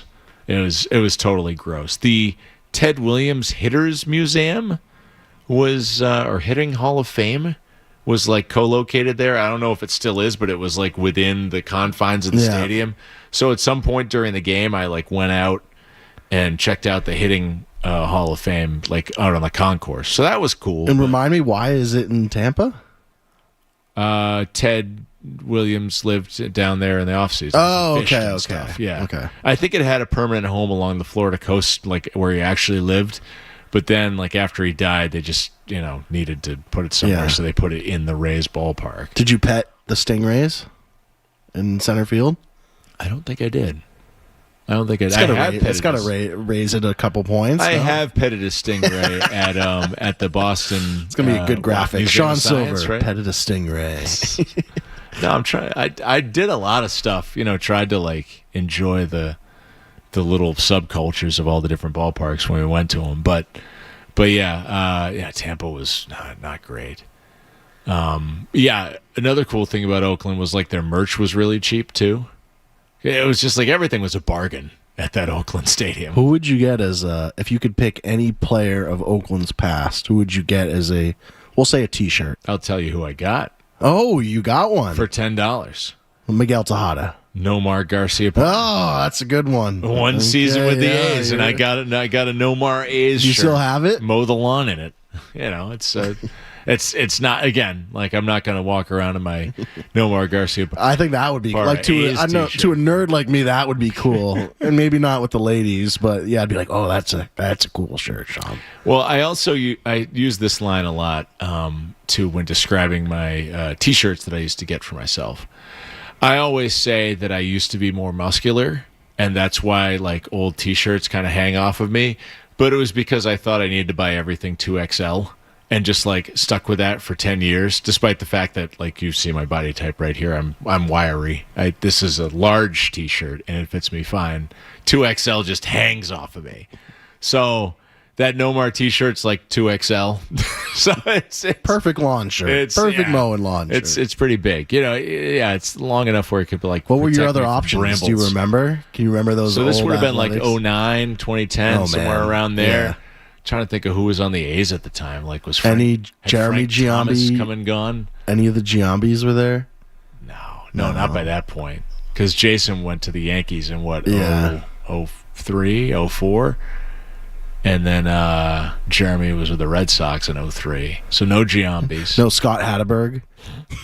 There were probably some historical A's ones, but I wanted the Nomar one, and when I saw that it was $10, I was like, I'm getting this, because you got to be balling on a budget when you're road tripping to see ballparks. You got to pay for rental cars and gas and food and lodging, and a lot of Motel 6s, and there were some places where we crashed on couches. There were there was even one place where we camped out in the middle of Ohio. Oh man! So you were doing hostels before hostels were. I did a hostel in Toronto. Oh, okay. Yeah. When I was 19, and it was I can drink beer at a bar in Canada. Yeah. Yeah, when you were in LA, Joe, did you do a lot of do a lot of fun stuff around there, immerse yourself in the experience? Yeah, so I was I lived about 5 minutes away from a 5-minute walk from Universal Studios Hollywood. So I actually got a season pass, and I was still on Eastern time for work. I was just work from home. Yeah. So I did my 9 to 5 job out there. You get out at 2. So I would get my season pass at 2 p.m. I'd head over to Universal, and I'd be by myself, get on the single riders line for Harry Potter, and that's how I would start my Friday. Skaz is shaking his head. I don't know if it's some news he's reading or if it's this. I mean, I'll let you guess, but yeah, it's a single file street team Joe. The single riders line has no line ever, Skaz. Not I wasn't with anyone, but you get on all the rides right away. That's great. I mean, Skaz, I don't know how you feel about this. This might be an in or out topic, and I have no idea how we're going to accommodate Taylor Kyles at 9:20 with all of this in or out that we have to do as well. But going to things alone, such as like a concert, in or out. In. I am 1,000% in. It's why bring somebody to a show who's like not really that into it, unless they're like up for like maybe discovering something and like being exposed. But if you're going to bring someone along who's just meh on the experience, who doesn't really want to be there, I'm going alone every time because I am making the rules about how good of a time it's going to be. I think that's great. Getting the single rider with you line. more. Couldn't agree. Especially I moved out there and I didn't know anyone. So initially I was just doing things all by myself, really. Yeah. I'd go to the movies alone. I would go to like In or Out Burger alone. I would do a lot of things alone. The theme park. I went to an A's game alone. I went to a Dodgers game alone. The Red Sox are in town against the Angels, and I was like, I want to go see that. You went to the Big A? I went to the Big A. Saw Ohtani and Trout. Sweet. That's awesome. I think I saw Ohtani pitch one time, too. Nice. It was a empty state. Like, imagine having Ohtani in your stadium, and it was empty. Really? Empty. I'm trying to think when I went to Anaheim. It's like not that bad of a stadium. It's nice. Yeah. It was kind of like in the middle. Yeah. Fourth oldest park in the league. Yeah. Oh, Anaheim is? Yeah. Right Wow. Behind because that was built right after Dodger. I forget where they played when they moved, because they were the LA Angels back then. But then they built that for them, and then when the Rams moved to become the LA Rams for the first time, they made it into a multi-purpose stadium. I liked the Big A. I liked how the Big A had multiple hot dog selections. They would have other cities' hot dogs. Oh, that's so cool, you could do like the Coney dog or like the Chicago dog or whatever, I forget exactly. But there were like 4 different choices of type of hot dog you could get. Oh. Rather than just being like Fenway Frank, here you go, pal. It was like, yeah. And you were just in Anaheim at Disney, right? Disney's in Anaheim. Anaheim at Disney. People were like, "You gonna go to an Angels game?" I'm like, "I'm good. I've already been." Yeah. Like it was no need to go if your team's not there. But it is like a nice. Yeah, I just like stadium. watching baseball games. I mean, I would have, but we're like. And again, too, realistically, would my son have wanted to go with me? Great. Would my daughter and wife have wanted to go with me? No. So like, you got to keep the whole picture. Where did the Lakers originally play? I'm drawing a blank. Minneapolis. No. After like in L.A., they had their first stadium, the Great Western Forum. Oh, the Forum. So I would see the Forum was open when I was out there, not obviously to Lakers games, but they would have concerts and stuff there, and I thought that was the coolest venue I think I've ever been to. Yeah, with the archwork. Outside, the columns. It's like where Magic Johnson was playing, the Showtime Lakers. So now it's called the Kia Forum. The Kia Forum. Opened December 30th, 1967. Yeah, it was. I mean, it's not that big, but it's a very cool spot. I saw some comedians there. Nice. Yeah, I mean, that seems like a lot of old stadiums. They just become like, after they lose their affiliation with whatever professional team, they become just, concert venues. Yeah. But right next to it was the new SoFi. Right. And it was obviously big and beautiful, but still kind of in the middle of, like, it's not exactly Yawkey Way out there where you got a bunch of stuff right outside the stadium. It's in Inglewood, right? Inglewood, yes. Where they're always up to no good. Yeah. So, hey, Riley, ready for another headline? Hiccups gone? See, they were there, and then they were gone, and then they came back. So hopefully I'm not going to jinx her here. But let's let's put a pin in this little conversation here, which I'm greatly enjoying having. STJ here on a Joe Show. Sean Sylver in for Joe Murray. Riley Marchand will have the headlines on the other side of this. From the Telfair Tiger Studios, this is Boston's home for sports. Touchdown! The flagship station of the Patriots.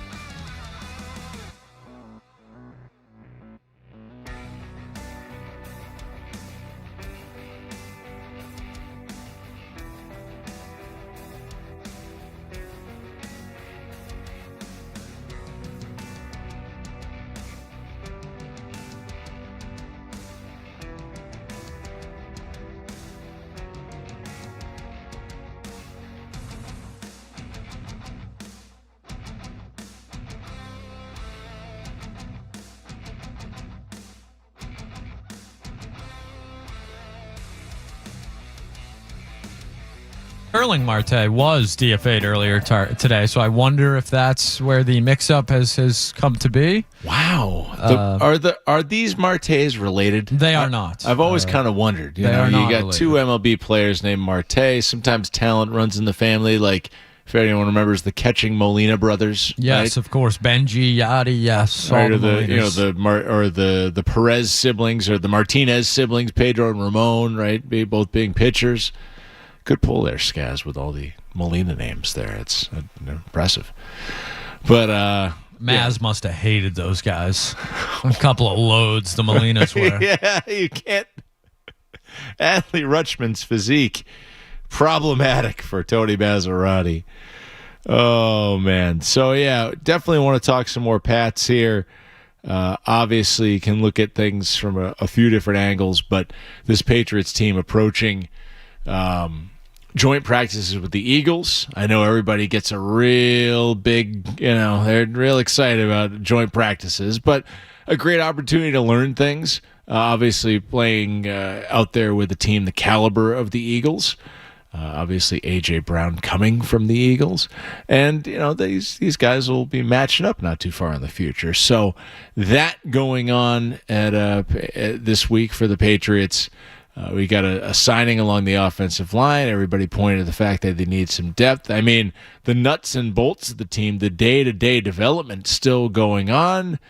But the big story, the elephant in the room, the pall being cast over Patriots training camp by the Christian Gonzalez contract situation, because it's just inevitable. We're going to be, these are the sort of things that we're going to be talking about and talking about them every day. And we'll get in Taylor Kiles from CLNS, who's been covering the Patriots for quite a few years now and doing fine work. And I'll be excited to talk with Taylor about his kind of day-to-day observations about this team, in addition to maybe his view on what's going on with the whole Gonzalez thing when it goes down. And obviously on the other side of that, we'd love to hear from you folks at 617-779-0985 as we roll along through the night.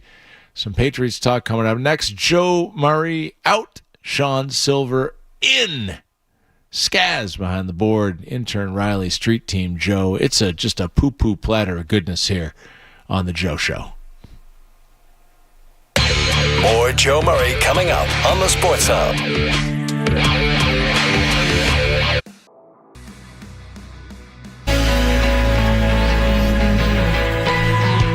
98.5, the Sports Hub. As we roll along here, Sean Sylver in for Joe Murray till 11 o'clock. We've reached the 9 o'clock hour, 9:23 to be exact. Time to turn things over.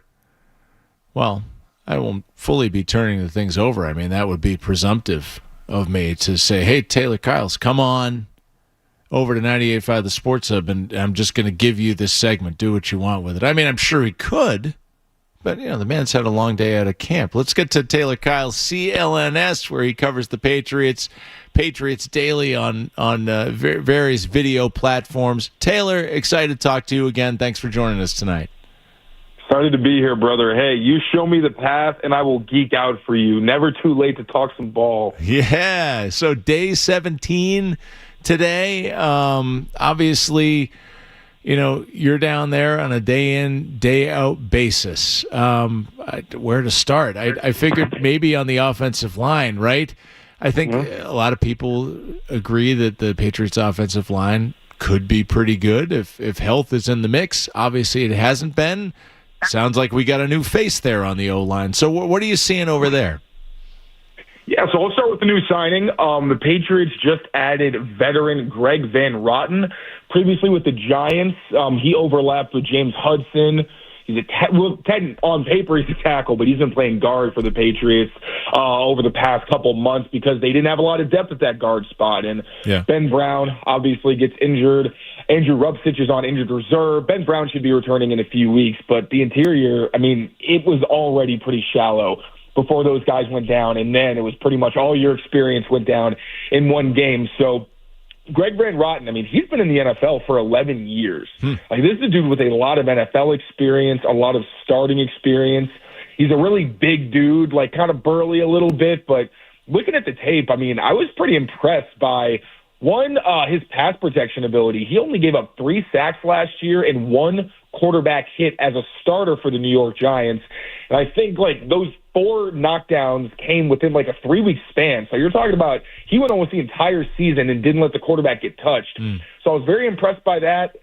Did notice that the Giants seem to be sending a little bit of help his way. So when the center goes right or left, usually he would be going to Van Rotten's side. But you also expect that. The guy is, in his mid-30s. He's up there in age. So the fact that he can play at all, it was a miracle last year. And also I was really impressed by his ability to block on the move. There were some times where the Giants would ask him to pull across the formation. They'd send him downfield on screens. And for a big, 36-year-old player, I was really impressed by his ability to track down those targets, take ideal angles to be able to get to them. And then worst case scenario, get in the way. Best case scenario, sometimes throw them for a few yards and give his backs a little bit of a running lane. So he's not going to be starter, obviously, but that's pretty quality veteran depth that you really did not have. So that's really good news, I think, for Patriots fans. That was a move I really was hoping that they would make, especially given what's happened on the interior of the offensive line. So thumbs up to that addition. But now moving to the starters, left to right, Will Campbell, I think, is having a really impressive summer. I spoke to him the other day about, hand fighting and his punch timing because, obviously shorter arms. I'm not going to act like it's not an issue. I don't think it's a deal breaker. But when you do have shorter arms, it's very important that when you attack the other person or when you decide to make your first move, you're doing so and putting yourself in a good position and not get your hands knocked down or being late and exposing your chest or just putting yourself in vulnerable positions. And we'll acknowledge that's an area where he's really working on so we can keep pass rushers off balance. I love to hear that. And he's already been an impressive run blocker even as a rookie. So good news on the Will Campbell front. Yeah. Left guard, Elijah Vera Tucker, really good player. There's still some communication that they're working on between him and Will Campbell, as you would expect, but that's trending up. Jared Wilson looks like a natural back at center. May have been midway through camp, some communication issues in the middle, and almost impossible for us to know who that's on exactly. It could be on the back, it could be on his guards, but for the most part, he's looked really good at center. Drake May's dealt with a lot of clean pockets. And then we know what we're getting with Mike Nwenu and Morgan Moses on the right side. Although, obviously, Caleb Lomu's been mixing in and looks like a rookie because he's making a big jump from Utah, but getting a lot of love from the coaching staff, say he doesn't make a lot of the same mistakes twice. And I really just like his profile as a tackle on either side, even if, I don't think he necessarily should be the top swing out of the gate. I think that should be Marcus Bryant, their second-year tackle out of Missouri. So and I do on the offensive line stuff. Did I geek out enough? Geeked out plenty for me. I mean, hey, just to get back to Van Rotten for a second, was his availability just based on the fact that, maybe his age or whatever? I mean, you always kind of wonder, how did he manage to find his way over here? I would imagine his age was a really big factor there. And also probably, when you're that age, if you're going to play football, you got to love it, right? You really need to want to go to your next destination. I would assume, with everything happening with the Giants, whether or not they wanted to retain him, you would imagine that somebody who's, maybe thinking whether or not they want to play football, because, again, he's 36 years old, probably wanted to go to a good situation. And the Patriots did have him in for a visit, and they inquired about him, I think it was a week or two ago. So I have a feeling it was a combination of the age and just, whenever a team needs me, I will go and see if I like the situation. Right. Defending Super Bowl champions, missing 2 of their top interior offensive backups, that seems like a match made in heaven to me. Yeah, hopefully if there's a need for him to play, it's only in a pinch, right? And that pinch isn't something that squeezes the team for multiple weeks. But obviously the veteran presence can be helpful with some of the younger guys that are in the room, and you appreciate that. I obviously ask about the offensive line, A, because I know you're going to geek out, and we all love that, and B, because we know that that's the building blocks of the other cool stuff that gets to happen out there. Drake May looking pretty damn near impeccable of late and tossing a huge bomb to A.J. Brown in practice. I was a big Steph Diggs guy. I don't think that necessarily, I guess this is kind of a weird statement to make, but I feel like, we should have been a little more sad about Steph Diggs leaving Foxborough after the season that he had. Just fantastic. But now, obviously, the receiver picture changing with someone the caliber of A.J. Brown coming in, Romeo Dobbs as well. How is that weaponry translating, right, so far for Drake May in camp? Yeah, so early on in the summer and even back in the spring, it was kind of shaky at times. And a big part of that was, when Drake May just decided he was going to throw it to his big bodies, back shoulder throws, 50-50 balls, just giving them an opportunity to win while on a vertical plane. They looked pretty good. A.J. Brown looked, solid in that capacity pretty early on. Romeo Doubs, it took a little while, but over the past couple weeks, he's really starting to come on in that capacity. But the biggest question mark, and I think it's still going to be something that's a work in progress early in the season, was how things were going to look when there were more timing routes involved, right? Where you're talking about not just, the slants and things like that. A.J. Brown's automatic on those kinds of plays, but more in the intermediate part of the field. Timing and chemistry are so important because, it's an area of the field where you can thrive if you guys are in sync because most defenses want to defend deep, right? So they're willing to leave that intermediate area of the field a little bit more vulnerable where you can attack linebackers. But to do that, not only are you trying to get on the same page as Drake May and what he likes as a quarterback and how he sees the defense, you also need to read the coverage because your route could be different. The depth of the route, the type of route you run can change based on the post-snap presentation from the defense. That's a lot for anybody to really have to learn. And even for veterans like A.J. Brown and Romeo Doubs, if you've never been asked to do that before, it's kind of running and chewing gum at the same time, rather. It's something you got to get used to. And I think today was the first time, I think A.J. Brown and Drake, their chemistry is steadily improving in that capacity. But really, with A.J. Brown, you can build the whole plane out of goes and slants, and he'll be all right. But with Romeo Doubs in his role, that timing's a lot more important. And this was the first day that I thought Drake and Romeo were really on the same page consistently. They connected on 2 deep outs.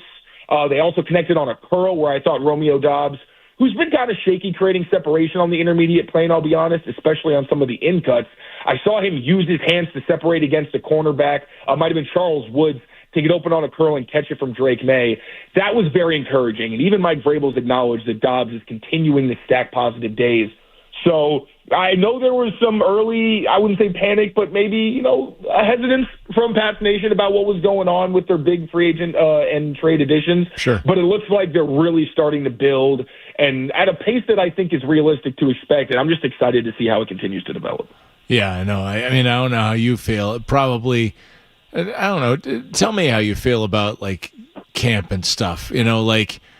Obviously, it starts up. You've got a different level of access, and you got all this activity fluttering around down there, and just so many opportunities to watch and observe. That's got to be very exciting. But by a certain point, getting into camp, do you just start feeling like, oh man, when are we gonna get to game action? When are we gonna get to week 1? Or is there stuff to unearth kind of every day, particularly on the joint practice realm?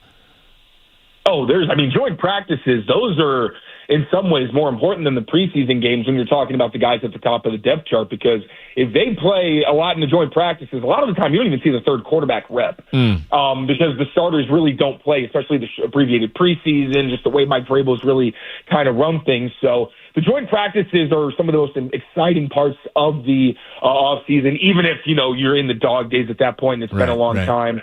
So I'm very excited about joint practices.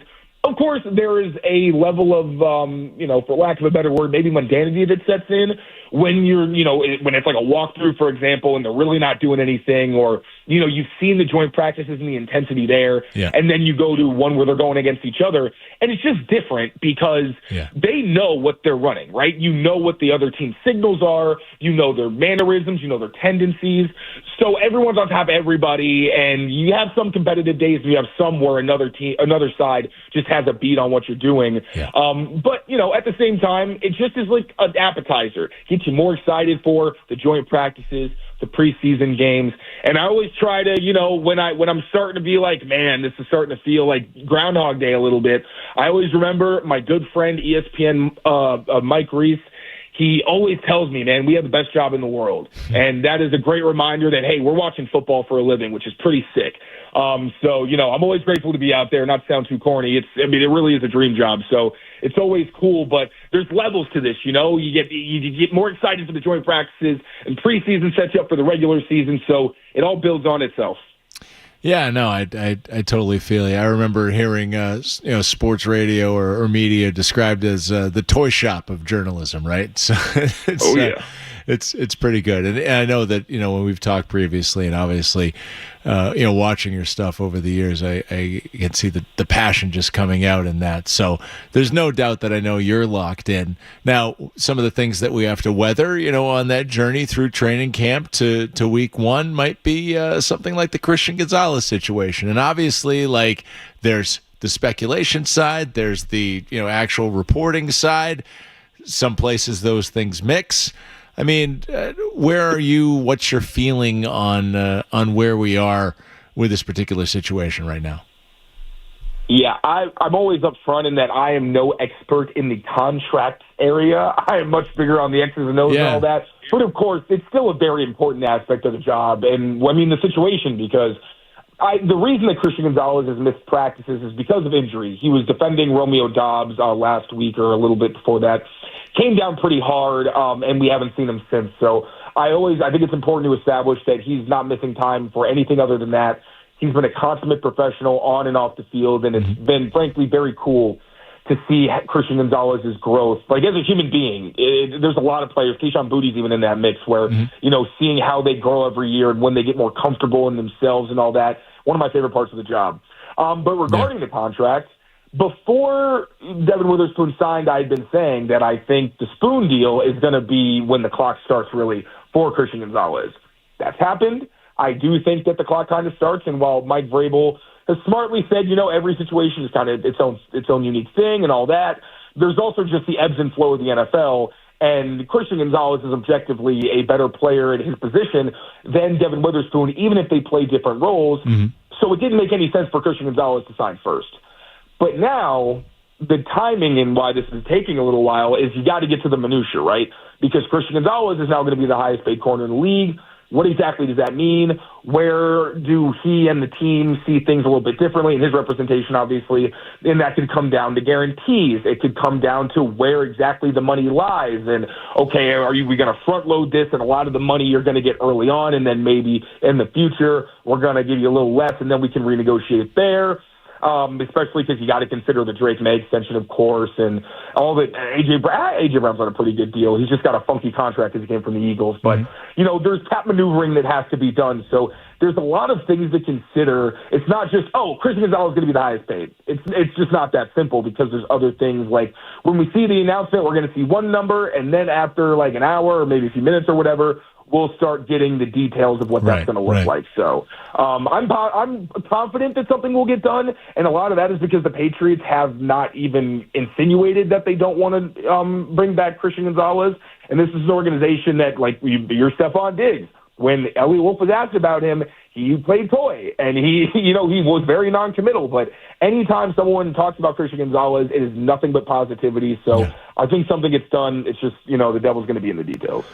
Yeah, it's kind of always kind of funny to me to think like, all right, well, the Witherspoon's deal is done, so that must just mean that there's a template contract that's already made up here that we can just go ahead and sign right away. This should have been done yesterday. It's like it's Monday. The deal was signed over the weekend. Like you said, the clock is ticking, but I don't know. I'm not going to freak out. Hey, do kickers keep you up at night? And do we have anything to be freaking out about as far as the Patriots place kick situation? I heard the skinny goalposts were activated today, actually. Oh yeah, I'm such a doofus. I forgot to mention that they were narrow. I'm being sincere. I should have mentioned it because it's pretty important context. But I don't really worry about Andy Borgales, to be very honest with you. I'm going to need to see him struggle on a consistent basis before I really start to get worried. And he's had, for the most part, an excellent summer. And I think, obviously, a preseason game is just a different environment, and everyone's watching, and not everyone is reading our tweets, right? They're reading our articles and watching the videos. So it's very jarring when you see your kicker, who people probably have fond thoughts of from last season, as they should, go 2 for 5 in a preseason game, especially when Mike Vrabel is very candid in saying that the other team had 2 kickers and they were fine, even when they were kicking long field goals. Like, it's fair to be a little bit alarmed by what happened against the Colts. But again, Andy was excellent up to that point. And then today he did go 3 for 5. That was through the skinny goalposts. I don't believe that any of the misses that he had were egregious. I think at least one, would have been fine on regular goalposts, but I don't know whether it's just the time of the year and the time of the summer, or the fact that Mike Vrabel really wants to put Andy's back against the wall because of the misses and see what he's going to do in bouncing back when things get tougher and really the spotlight is on him. Yeah. I don't know what the strategy is, but I mean, Andy was fine kicking through them the other day, or the last time they were competitive. These, as Vrabel said, these days are starting to blend together a little bit, but don't freak out about the 3 for 5. And if anything, my lasting impression as someone who was at practice was Drake May and the offense successfully getting themselves in field goal position during a 1-minute drive, and Andy Borregales nailing it through the skinny goalposts to cap practice. So it was a net positive day for Andy Borregales. And we all need to remember that this is a preseason game and it's very early. If, something happens right now and then he figures it out by the regular season, I promise you that everyone will forget. And maybe it will remind you because it'll be a fun story that he bounced back. But, I'm not worried about Andy Borregales at this point. Nice. So no need for panic here. It may be the dog days of August, and we may be looking for different things to get upset about over here on the sports radio side, but no doubt that Taylor Kiles will give it to you straight with his coverage on CLNS, on the socials. Appreciate your time. Appreciate you schooling me on some of the stuff that's going on down there, and as always, look forward to talking down the line. Brother, thank you for guiding me and letting me geek out. I appreciate you. Hope you have a good night. Talk soon. You too. Bye-bye. Taylor Kiles joining us from CLNS here on The Joe Show. Sean Sylver in for Joe tonight. Let's get another check of the headlines. Riley's ready. Sports Hub headlines. The Sox are absolutely pouring it on at Fenway. Boston has blown this one wide open, leading Arizona 11-1 at the end of the 7th. And while the Diamondbacks are struggling on the scoreboard, they're dealing with some drama off the field, too. Arizona has placed star second baseman Ketel Marte on the restricted list after he failed to report to the team this afternoon. Down in Foxborough, the Patriots have a couple of big storylines at practice. Christian Gonzalez remains away from the field as contract discussions continue, while Christian Barmore is back at practice on a limited basis. And the Eagles are headed to town this week, with New England set for a Saturday preseason showdown against Philadelphia. And from the field to the Patriots Hall of Fame, one of the biggest personalities in franchise history is getting his spot in team lore. Rob Gronkowski will officially be inducted into the Patriots Hall of Fame Saturday, November 7th at Patriot Place Plaza, becoming the 38th member of the Hall. And there's a blockbuster change coming in Los Angeles. The Buss family is selling its remaining 17.8% stake in the Lakers to new majority owners Josh Kushner and Bob Iger. If approved by the NBA, the deal will close the book on nearly 50 years of Buss family ownership of one of the basketball's most iconic franchises. 98.5 The Sports Hub is brought to you by Boston Polo Therapy. Don't let joint pain keep you off the court, course, or trail. Eliminate that with pain with Dr. Franchi of Boston Polo Therapy. Master Game Dobby Sock. Don't go anywhere. There's more Joe Murray. On the way on 98.5 The Sports Hub. This is Jeffrey Glassman of Jeffrey Glassman Injury Lawyers. When you're hurt in a car crash or on the job, we fight big insurance companies to make sure you get the money you deserve. Call 617-777-7777 or visit gottagetglassman.com. Attention contractors, the Granite Group just added 3 new wholesale branches in Beverly, Danvers, and Gloucester. Home for everything in plumbing, heating, cooling, and energy products. The Granite Group is everywhere you go in eastern Massachusetts, with a dozen convenient locations from Braintree to Woburn, Worcester to Lowell, and beyond. Find huge inventory, order online, or stop in for expert advice. Need a water heater today? State Water Heaters is just one of the world-class brands you'll find. Nobody services contractors in eastern Mass like the Granite Group. Find your branch at thegranitegroup.com/mybranch. Hungry for a deal? With $14.99 big deal meals on the menu all day, every day, the 99 Restaurant is the place to be. You can dig into big, hearty favorites any day of the week. That's right, hurry in for our grilled teriyaki chicken topped with grilled pineapple, or savor our juicy chopped sirloin smothered with red wine sauce. Served with 2 sides, all for just $14.99. Now that's a big deal. You gotta love the Nines. Discover the true meaning of the word local at One Local Bank. One Local understands that personalized everyday banking means genuine community, connection, and support. It's getting to know you and your unique needs, prioritizing your financial.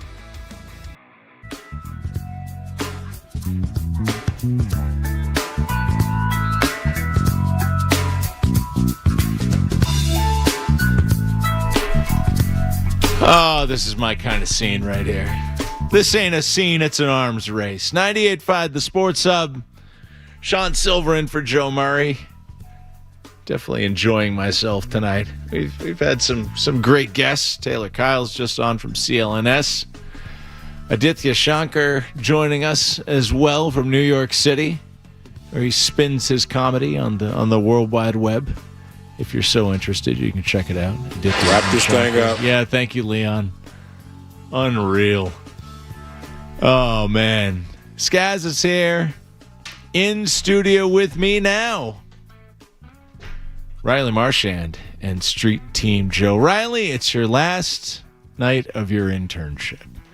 As somebody who, held several internships across different fields, back in my teens and 20s, I remember that feeling. How do you feel going out the door today? I'm really sad because I don't think any other internship. Oh my gosh. The hiccups at the wrong time. Shoot. I don't think any other internship will top how funny this internship was. This internship was also really educational. I learned a lot. I'm not saying I didn't, and it was amazing. But just the people at the Sports Hub, they're unbeatable. I don't think you're going to find better people in radio than the people here. I concur. I fully concur with that assessment. It's part of, Taylor was just talking about how lucky it is to cover sports for a living, and just coming in here and working with you guys, always fun. Joe, you got something to say here? No, I was just laughing at Riley's hiccup because she's been hiccuping for 4 hours straight. No. It comes in threes. Do you know how to get rid of hiccups, Sean? Because I have no idea. Hold your breath. Yeah. Drink water and then do a handstand or something. I've heard about drinking your water with your nose plugged. I heard of scaring try to scare them. Oh, yeah. Don't scare me. I'll scare you back. I don't get scared. Right. Sometimes boring people with a really long story where you never get to the point is a way to distract them, my 5-year-old daughter would be great with that. I'm not saying she's boring, but she just has sentence completion issues. Yeah. Where it's just, everything she says is a run-on sentence because she's 5.5. She's got so many things to say. Many things to say, and yeah, it's she takes a good solid 45 seconds to say what could be done in 5 words. I love that. She's adorable.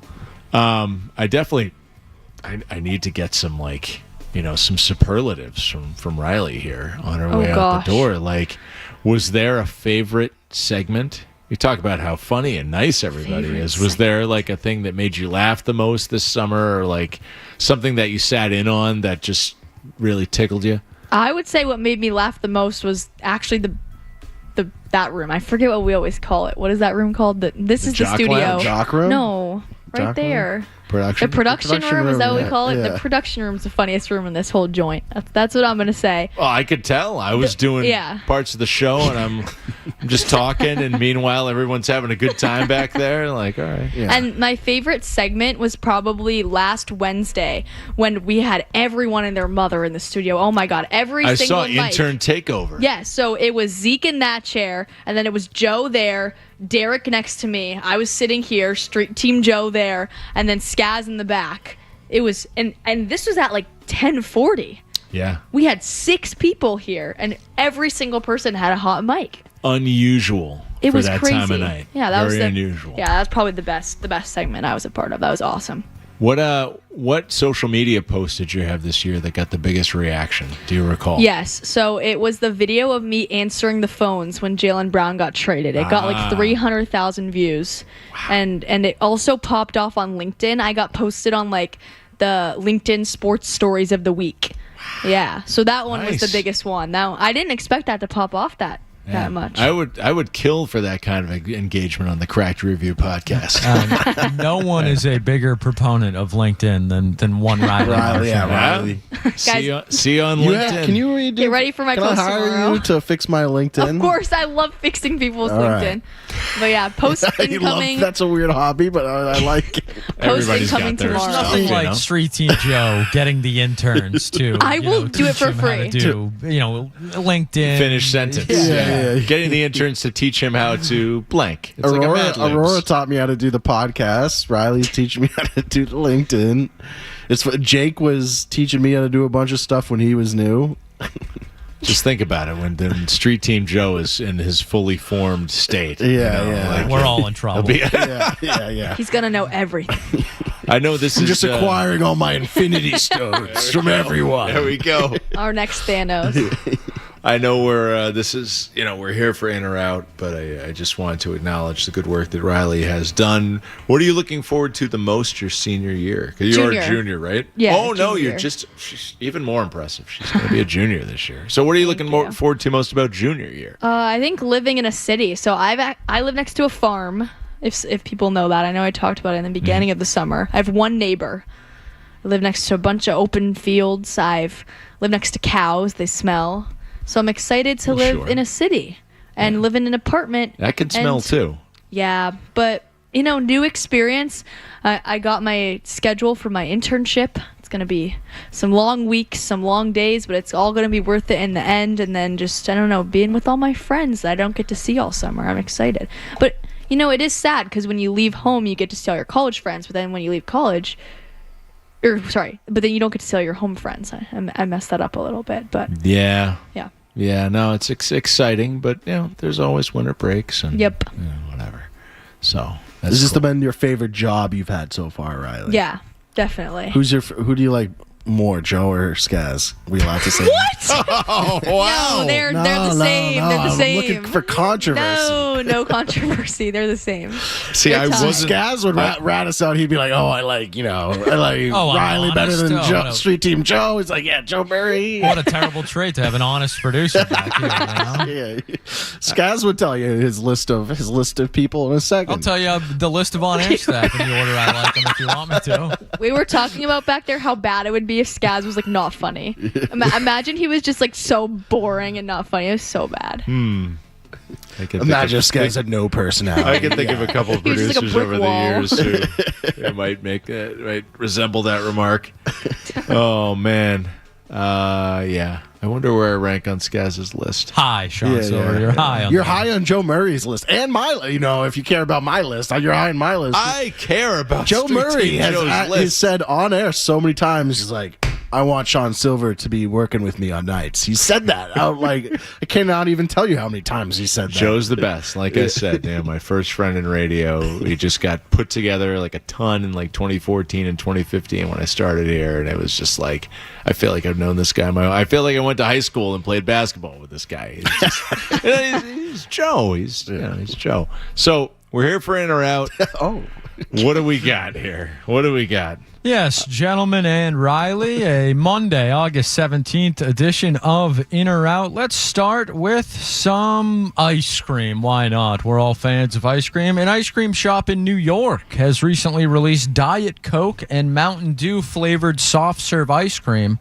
Are we in or out on Diet Coke and or Mountain Dew soft serve flavored ice cream? I'll start, I guess. I love ice cream. And to spoiler on Aurora's question of the day, week, what is it? Question of the week? Is it question of the week. Yeah, Right? All right. So she asked me my opinion about something, and my answer was ice cream because I love ice cream. I love talking about ice cream. I'm like Bubba and Forrest Gump talking about shrimp when it's ice cream. So this is soft serve, so it's not your hard packed ice cream. But soft serve can be very, very good, and I love Mountain Dew. However, the combination freaks me out. So I'm out on that. I have seen the trend where people get Mountain Dew or they get a Baja Blast, which is kind of similar, and they put like what did you just say, soft serve cone into it. Like Do you get what I'm saying? They put Whoa, so maybe that's why... like a root beer float. Maybe that's but why they're doing this. I don't like soda, so I'm big out on that. And I'm double thumbs down. You don't like soda? I don't like carbonation. Oh, okay. See, I don't drink a lot of soda because I know it's not very good for me. Now, there's other things that I consume that I know are also not good for me, but at least I enjoy them. So yeah. You don't I've never like it had at all. soda. I've only ever had ginger ale one time, and I spit it out. All right. Yep. I think I would be. So I love. You know how you guys can go to those ice cream places and they just have like 30 flavors of soft serve. Those are like I think my favorite would be like peanut butter, banana, or something like that. Ooh. I think I would be in on this. I'm not sure it would be in my top choices, but I would try it for sure. However, Sean, I think I talked to you a little bit about this. I saw my Lyme disease doctor on Friday, and she said, unfortunately, my histamines were really high, and I was having some histamine reactions, which was making me feel worse. So she's like, we're gonna have you ignore dairy for the meantime. Ooh, and that's gonna be a tough hit. Well, It's been 2 days, and I've struggled. Yeah, I've followed the SCAS blueprint a little bit. I was going to say SCAS can't do dairy. Coach you up on that. I tried some dairy-free ice cream last night. Couldn't do it. Maybe the lactose-free SCAS mentioned. Okay. But no cheese is going to be the hardest downfall. But hey, maybe it'll help me lose a couple pounds. Who knows? I don't know, Joe. I just, I do ask you to keep me posted, on your journey. I've been affected in my family by, getting a bad shake with Lyme disease, and that's just something I'm always kind of aware of there. If I find the answers, you'll be the first to know. Come on. Is your dad doing okay? We shouldn't get too much. Is he doing okay, or is he still, looking for answers too? He's done okay long term with that, yes. He found like a doctor who could treat him in ways that would, keep him going. So keep him going. Nice. I hope the same for you. In fact, I hope that it completely disappears. So hopefully we get there. Cross my fingers. There we go. Come back like Jason Tatum. That's my mantra. Yes, and for God's sake, maybe hopefully having some dairy in the future. Yes. All right, what do we got next here? Michael Wilbon making some news this week as he said he would consider continuing PTI if Tony Kornheiser retires. Are we in or out on PTI without Tony Kornheiser? Are they? I think I saw something. Are they like feuding, or have they? I feel like there's something going on there. It's so funny because I remember when good God, there are so many times I age myself. Like when I just give me 4 hours in front of a microphone and I'll just say stuff that makes me sound old all day long. But I remember when PTI came on. Riley, do you know what PTI is? Nope. I'm lost. When PTI came on, I think I was in college. It might have been like 01 or 02. I can picture myself in the dorm in the common area watching Pardon the Interruption. That's October 22nd, 2001. So there you go. So right after 9/11, crazy time to be launching a TV show. Stuff was weird back then for those of you who were young. But that was just such a phenomenon. Such an inspired idea for them to do that. It was I think that was before Around the Horn. Sports television punditry was in its infancy at that time. You didn't have, other than the sports reporters, when Bob Ryan and a bunch of reporters would come on and do a round table on Sunday mornings. One of the most boring shows of all time. Nothing involving Bob Ryan is ever boring, particularly his Twitter. Well, that's because he mostly doesn't know he's using it half the time, but yes. So saw Bob a few months ago. It was great. But it was revolutionary. And to think where all of that stuff and ESPN has wound up in my life and how much I care about it. Yeah, now we get Pat McAfee. Isn't that a joy? Well, I was going to talk to you tonight about Pat McAfee's album. I don't know if that's come up on the show yet. What's wrong with Pat McAfee? He's an incrable douche that's not very good at his job. Cosign. You say this about every single person I bring up to you that I know that's cool. You go, oh, they're a douche. If you think Pat McAfee is cool, Riley, I mean, that's his a you show's problem. good. Has she heard the album? What do you mean the album? He released a country rap album. No, I'm out. I'm out on That that. seems mostly AI. Sounds douchey to me. I think that's putting it mildly, Sean. Yeah, I think Pat McAfee is a boil on the ass of sports media. Wait, okay. But have you ever seen the video where he's like, "Who's that coming down the track?" And it's like but then he goes, "Go Dogs," and he goes, "I pick Alabama," or whatever. Oh, Roll Tide. Yeah. That was so good. That was so hype. I like hate Alabama. I'm a Tennessee fan. That got me so hyped for Alabama. You have a lot of ties to Tennessee, Riley. Wait, what does that even mean? What does that even mean? Yeah, Pat McAfee's just he's a great Rocky Top. Exactly. Yeah. Rocky Top, Tennessee. No. Sorry, I sing the Bama version. Go Vols. What I really enjoyed about Pat McAfee's album was all the ball washing and shilling from the rest of the ESPN employees trying to tell us that it wasn't a pile of dog crap. I really enjoyed Dan Orlovsky getting up off his knees to tell us about that. I enjoyed that wholeheartedly. I thought it was great. I believe everything Dan Orlovsky says when it comes to his colleagues at ESPN. He's never had any issues with his colleagues over there whatsoever, especially, his female counterparts. Dan Orlovsky's always done really well over there. So just a bastion of sports integrity ESPN has turned into. It's amazing what it's become, Sean. Did you know that we had a life-size poster of Dan Orlovsky in our dorm? Was it 4x4 or something? No, it's because my stupid friend was a UConn fan, so he had like a life-size Dan Orlovsky in the hallway. I had a Miller Lite Larry Bird. Okay, that's cool. Standee that you would have had in like a liquor store in like the 90s or whatever. That's so he was awesome. just there staring down Dan Orlovsky. I had to put him away though because he scared too many people when they came over to my house. Fair enough. Yeah. I don't know if the ladies would like that, would they? The ladies? Yeah. I can imagine Sean Sylver did well for himself in college. Wow, Joe with an endorsement of my game years. I mean, he's past 6'4". I mean, come on. Oh man, no, there was definitely some humorous moments with different paramours coming by and Larry Bird just staring at them.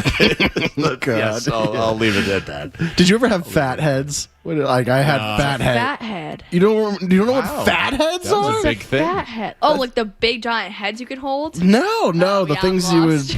put. They were like huge stickers. Guys, these are really Yeah, these are really popular, right? Giant stickers. Yeah, like it would be like athletes. a life size, maybe not quite life size, but pretty close to life Wait, size. I'm right. The giant heads. No. That's when I look up fat They're not heads. This is what 3D. I see. No, it's like you would put it on your wall. Say I got a LeBron fat head, it would literally be LeBron on my wall. It's like the head that's in the hallway of that guy. No. No? Oh, that guy? You mean Wallach? Or I had a Rajon Rondo fat head.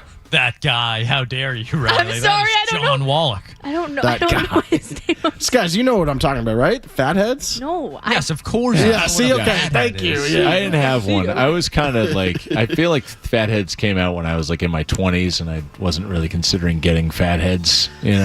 Just I was fine. Yeah, they were meant for the I young. had, If you had a fat head, you were I had one, so I could say it. You were a loser. You had a fat head. And I had a Rondo fat head and a LeBron fat head in my room. And by the time I turned like 18, I'm like, if a girl ever saw this, she's turning right around.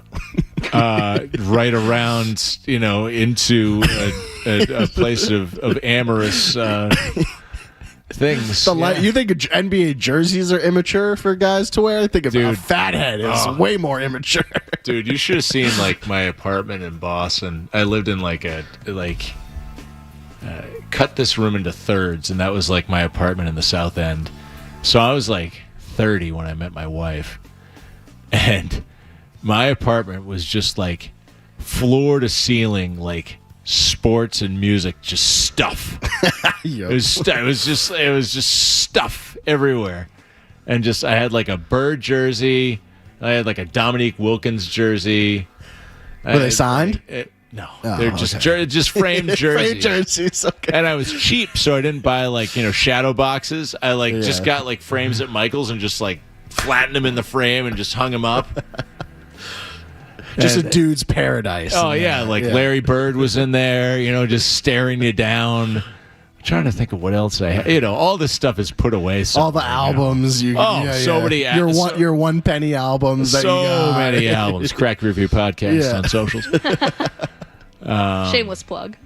Shameless plug. So, I think we're all out on PTI. I don't know what I PTI forgot this was an inter out. I forgot. Wait. It's pardon the interruption. What's PTI?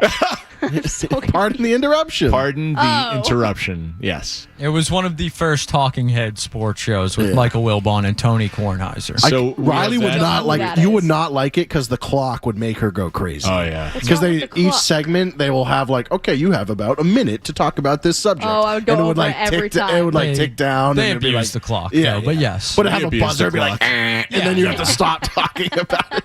This clock has been very abused. We're going to have to take a quick break and do some more in or out on the other side. But if you want to hear just a brief snippet of early Sean Sylver and Joe Murray together, here you go. Oh, what a night. Red Sox have a 4-3 lead against the Nats.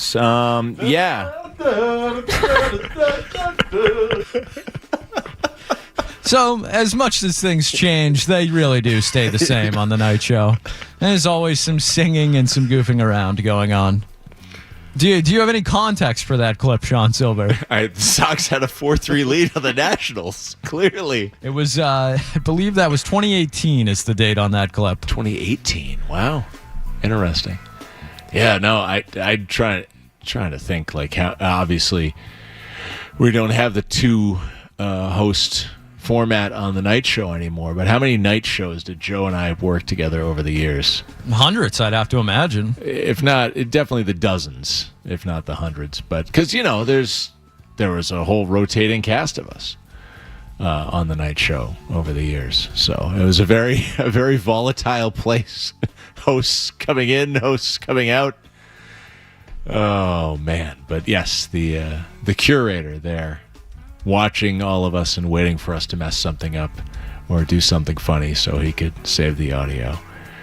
Do we want to take a little break and do more in or out sure, why not? After Riley's headline? Yes, we'll take a quick break here. I think we have a commercial of course. obligation as well. Naturally. Yeah, all right, sounds good to me. All right, let's do that.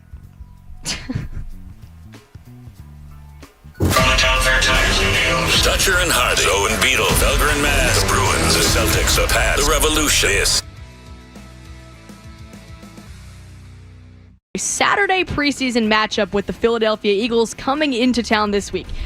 A Patriot great will soon officially have his name among the franchise legends. Rob Gronkowski is set to be inducted into the Patriots Hall of Fame on Saturday, November 7th at Patriot Place Plaza, making him the 38th inductee in team history. And there's a changing of the guard in Los Angeles. The Buss family is selling its remaining 17.8% ownership stake in the Lakers to Josh Kushner and Bob Iger. With NBA approval, the deal would officially end almost 50 years of Buss family ownership of the franchise. 98.5 The Sports Hub is brought to you by DN Van Lines. Take the chance out of your move and make sure to bet with DN Van Lines, an approved mover of the Department of Defense. This is Riley Marchand. Your next check of the headlines is coming up in 30 minutes. Are you actually coaching the game, or it's just that is? I feel so strongly about that. I can't even tell you. Boston Talk Sports here. What do we got? The Sports. Do you want to see me suck a few dingers?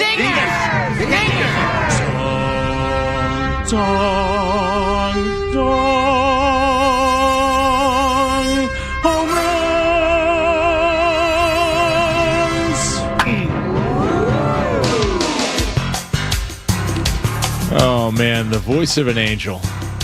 That's what I said, back in the day, that Jeremy Conley had the voice of an angel. Just the Jeremy Conley. Impressive pipes. And of course I would sing along and unimpressive pipes. Yeah, even yesterday when we went out with a couple people from the Sports Hub to kind of, talk about Jeremy and just, help each other out, get together.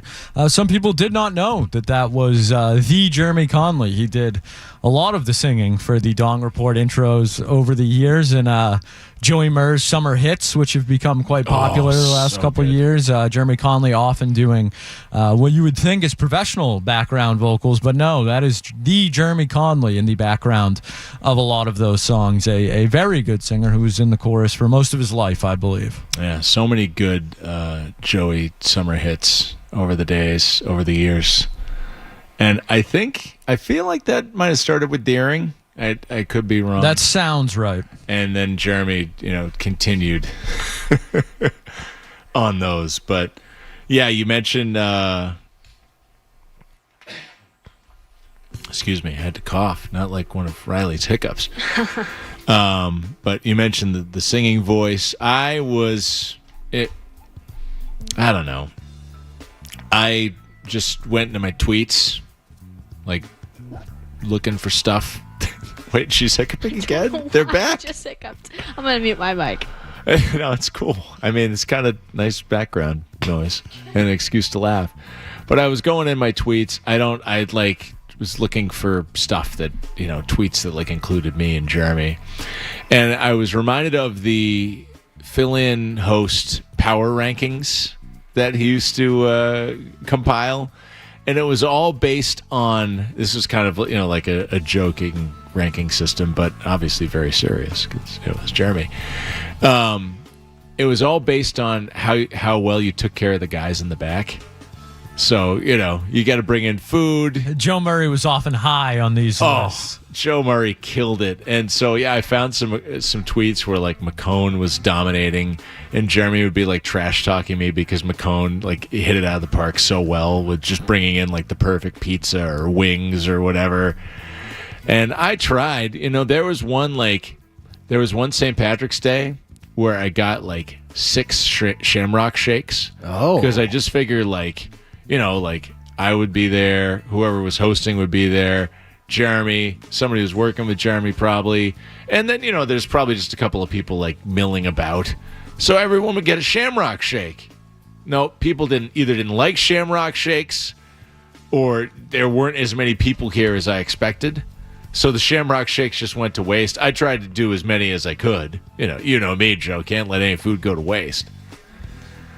But yeah, no, that didn't impress. There was also Jeremy's peanut allergy, which was played up to effect. Obviously, you can't get around someone with a peanut allergy with peanut snacks.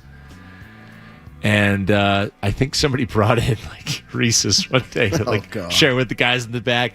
Immediately to the bottom of the power rankings. Immediately. I'm sorry, Riley. You cracked the mic right there. Did you have a take on Shamrock Shakes? Yeah, I was going to say I'm not a big fan. See, Oh my gosh. If there was nothing else on the world but a Shamrock Shake and soda, I'd drink the Shamrock Shake, but... That wasn't Jeremy who yelled, was it? No. Who yelled? Who Would you like to guess, Street Team Joe? Would you like to hear it again? Is that Sean? That is Sean. Wow. What were you yelling about? It was the World Yelling Championships oh or something. My God, that's somewhere crazy. in Scandinavia. So we all yelled as loud as we could. It's the biggest yell I could come up with. So it sounds pretty good. That's Skaz's sounder for when he disagrees with a take. You were out on Shamrock Shakes. I'm out on the Shamrock Shakes. Oh, wait, I said I was out on Shamrock Shakes. Okay. Yeah. I loved coming in when I would cross over with Jeremy sometimes when he would be doing the Bruins games. And I would come in and, Jeremy anyone who's working those games, you want to get out of there at a reasonable time. Oh, man. And as every time, almost to a T, when Jeremy would get upset, there'd be a game tying goal right after. Yep. The gods just wanted him to suffer for some reason with those Bruins games. And he would get so mad, and it would Skaz and I would just be laughing because we'd be doing the Joe show, and we would just be laughing that he's so pissed. His head would just go down. Yeah, that he still has to be if he's holding a writing implement or swearing a piece of paper, away, it just slams it down. No one has celebrated an opposing team's goal more than the Jeremy Conley. We're talking, kicking his feet, a real cackle from Jeremy Conley when there was a goal to break a tie or break open a game with 2 minutes left. That is a man that hated overtime with every fiber of his being. Not a fan of the overtime periods. Oh, man. Yeah, he don't keep him here any longer than he's contractually obligated to stay, please. Sean, I did find one drop I need to ask you about. I'll play it for you here. Just one jerk of a cat. What? Of a cat? It's simply saved as one jerk of a cat. Just one jerk of a cat. Are you talking about Karl Anthony Towns? What are you talking about? Good one, Joe. No, probably the Foxhole segment used to have a lot of just animals doing crazy stuff. Oh, I like that. So yeah, it was probably some a-hole. An actual jerk of a cat. Yeah. There was another one I think you found about yaks, right? I'll see if I can pull the file. Who knows, what that was about. But yeah, lots of animal stories. There was also the year there was that crazy crow in my yard that made just weird noises. You got yak dump in there now. It's just yaks taking a dump, I don't know. Yeah, the one year we had this insane crow. I thought it was honestly like another kind of animal. I came on the air and I played the video of the animal and, into the mics, and people were calling up, and they were just like, I think that's a Fisher cat. I think that's this. Nope, just a freaky crow. And Jeremy, of course, caught me doing the sound of the crow. Now, the Dong report, that did kind of get me. I was like... Yeah, it did. It kind of got Max. Here's the crow. Oh, of course, it's saved to iCloud, so it's going to take 15 minutes. Wait, there we go. Come on. No. That's a crow? All right, so you've heard the crow. Now here is Jeremy Conley's saved file of Sean Sylver doing said crow. Oh, my God. I never need to hear that ever again. Sean, this is exactly why when I first met you, I was like, dude, Sean's the coolest stoner I've ever met in my life, bro. I hear that crow, and I'm like, Sean's stoned. And he's never stoned. Yeah, I know. That's the thing. That's so crazy. He's never stoned. No, that's me and Joe you're thinking. Yeah. I know. That's crazy because that crow sound just sounds like Sean's stoned doing animal noises in the background. Nah, man. I mean, maybe in my days when I used to partake or whatever, maybe those were some really wild nights. But no, I don't remember any of that. That was what was going on in my yard, and Jeremy got to document it. So, oh man, where are we? Well, we're supposed to be doing. We're supposed to finish in or out, right? In or out, but we're taking a trip down memory lane. Some of these, as is appropriate. Right? We talked about people being upset with overtime. Here's a famous Dong report drop of someone else who was also upset with overtime. It hits the opposite shot clock, which reads 000, which means we are not done yet. I'm done. I am done. Gee. Cedric Maxwell, a fixture on the Dong Report. A man who has endless drops saved in the system as well. Joe Murray texting in saying, ask Sylver about us singing the word home runs the loudest. Does that ring a bell to you? Did we do it the loudest? Were you guys singing home runs? Do it? Well, yeah, you had it as part of the dong. You had to sing dongs, dongs, dongs. Oh, yeah, and then I would go, home runs! God. You got to go up the register there a little bit. That actually did sound.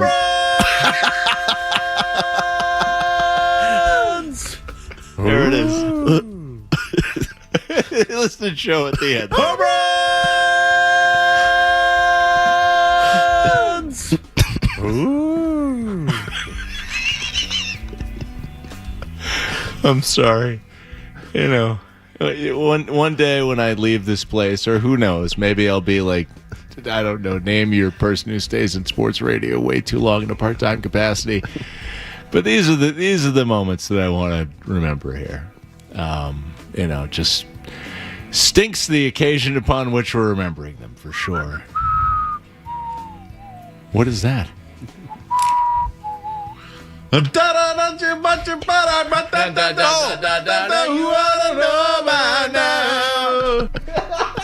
was great.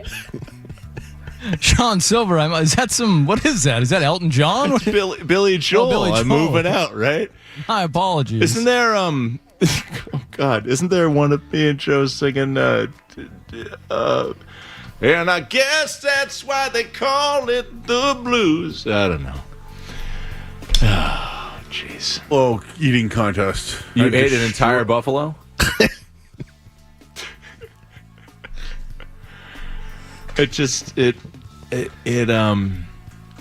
It brings me joy that Jeremy found all these things worthy of documentation, right? So, Skaz, you used to be the producer next to Jeremy? Originally it was Kevin Majori would do a lot of it, and then Kevin and Jeremy kind of trained me, and then when Kevin obviously got the Felger and Maz associate producer role, I slid in next to Jeremy, or Jeff Williams would be there a lot of nights, but yeah, it would be a rotating cast, I would say, and in the early days, Mason Souza would be there as well. It was a different time back then, Tree Team Joe, when they would have actually paid you to come in, and you wouldn't have to do it out of the goodness of your heart multiple times a week. But, simpler times, I guess. I told Sean, I was like, I ain't missing a Sean Sylver show. A Sean Sylver. That's a drop right there. Yeah, I did. That was bad. Sean Sylver. It's the double S. The double S has always got me. Getting on a show with Sean Suffering Sylver. succotash. Okay, I have found a clip that is titled Joe Murray, Sean Sylver, That's a Woman. Ooh. What? Della Reese? Also on Touched by an Angel? I was told I look like him. Della Reese? Joe Della Reese is a woman. Oh, no, I thought you meant Dom Della. Della Reese. So you were talking about an actress from Touched by an Angel, and Joe Murray confused that for you telling him that he may look like Tom DeLuise. Sean, I must ask, while we're on the topic of Tom DeLuise, What? are you familiar with the movie Fatso? No. No, thank God. Thank God we don't have to go down this again. Not a movie guy. I mean, I know I have niche followings of movies. Certain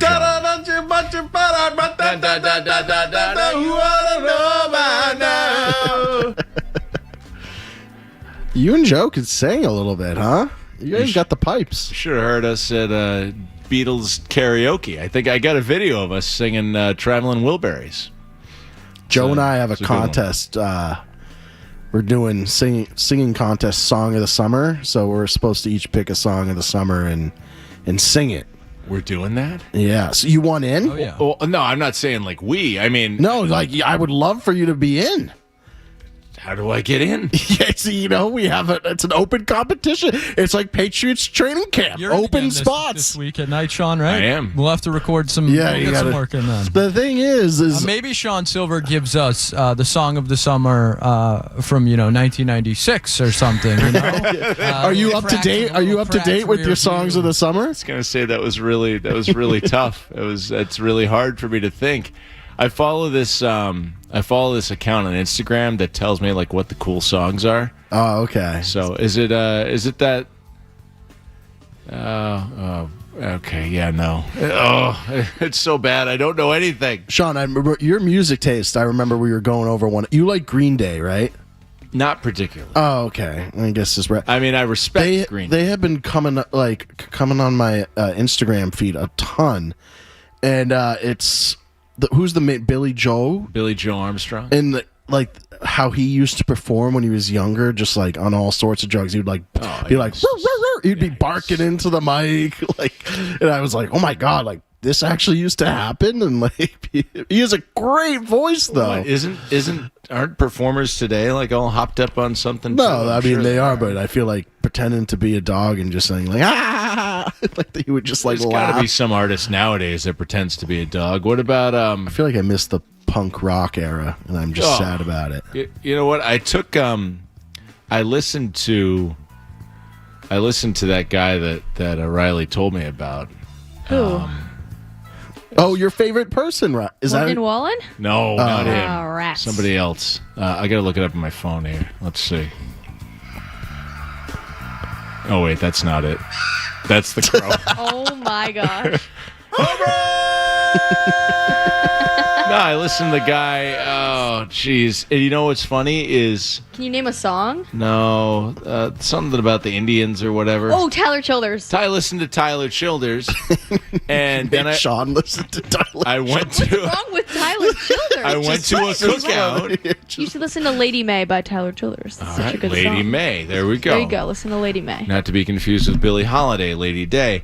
I went to a cookout, and a friend of my age who I respect was like, "Oh yeah, Tyler Childers," because I was like, "Oh yeah, the intern at the radio station was telling me all these people I need to listen to," and he was like, "Oh yeah, Tyler Childers is great," and then he gave me 2 other songs. I forget what they are, but I wrote them down somewhere, and I listened to them, and I was like, "All right, these are all right." Yeah, Lady May's really good. All right. Yeah. So I just want to let you know that I may have 2 small children who wipe my memory completely clean, but when I make a phone note, I go and I look that stuff up. Yeah.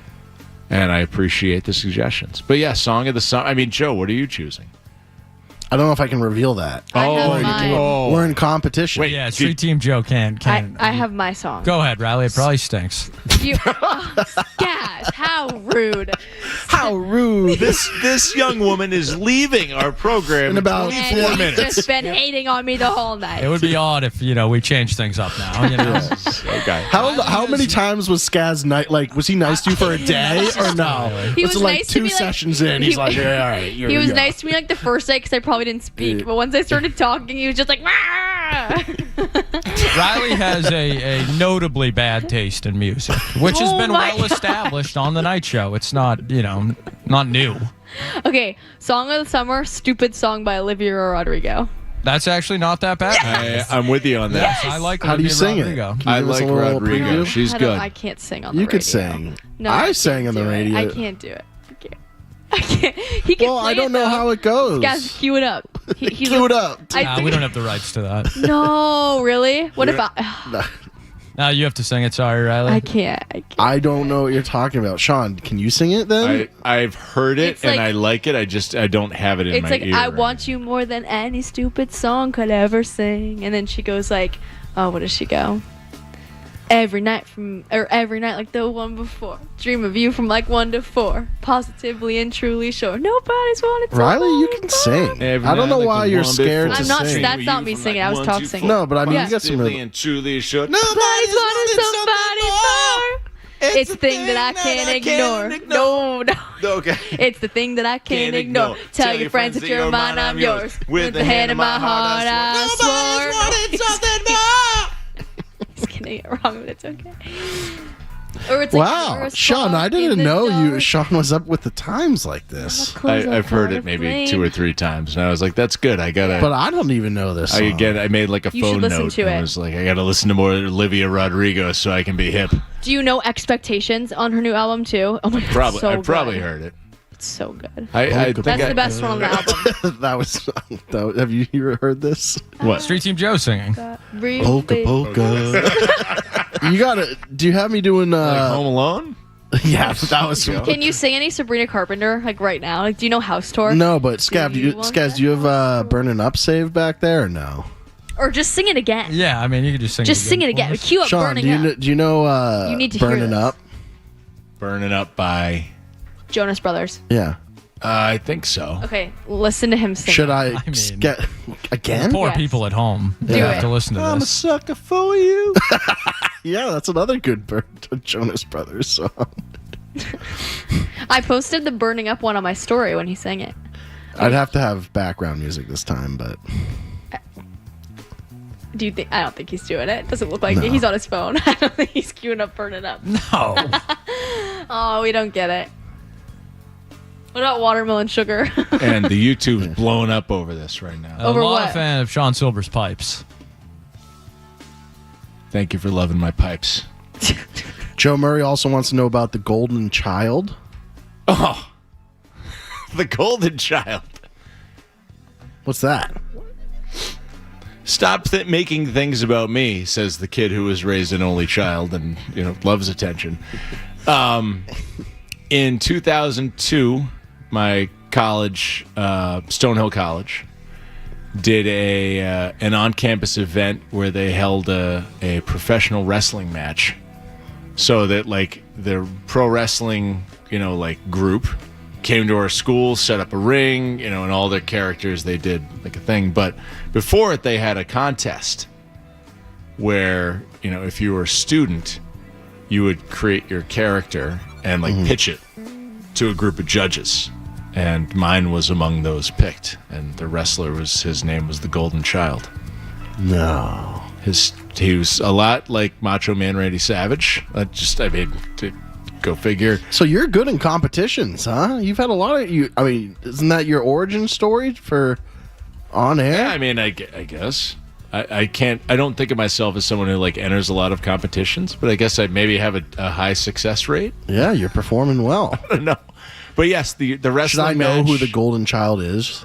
No. Okay. It was a one-off 24 years ago. And my team was victorious, though, in the tag team match. I laid the smackdown. But yeah, no, the Golden Child. I don't know. There's a tape of it somewhere. I think I promised Joe that I would show it to him. My finishing move was called the Gold Standard. Is that from Jurassic Park? Like, Wait, do you know what a I'm minute. talking about? Where did you get that from? Really? Do you know what I'm talking about, though, from Jurassic Park? When they're trying to log into his computer and they're like, No, this is not that. This is the opposite of that. Oh, okay. Sorry. That's Mike Sarge Riley. That was a famous Dong Report drop. Dongless! Dongless. We got 28 of these. What? I don't know. I wasn't supposed to say it. All inside jokes.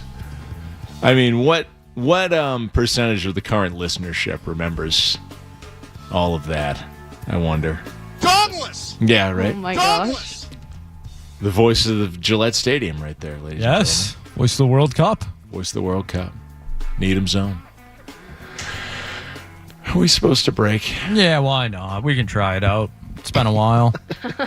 It's been fun, guys. Is this Riley's last update? Yeah, Oh, last this update. is sad. What a night. She's flawless on these. She's really Let's see if good. she can keep it up. She has this, this the pressure professional. I can see what your boyfriend means. Oh my gosh, what do you... Oh, that I'm a man? Yeah. I'm sorry. I was like, what are you talking? That your boyfriend means I'm a man. He says I have a I hope man. he's listening. He said, my friends go, you sound like a man when you talk like that. Oh, baby, when you Guys, I'm talk like that, you make a woman go mad. Where did that come from? Shakira, Guys, I promise I'm Shakira. not a man. Oh boy. I was really confused when you just said that, but I can see. that's why I said, what? Hey boy, I can see your body moving, And it's driving me crazy. and I got no idea until I saw you dancing. Sean's got pipes too. All right, Riley, you're up. More Joe Murray coming up on the Sports Hub.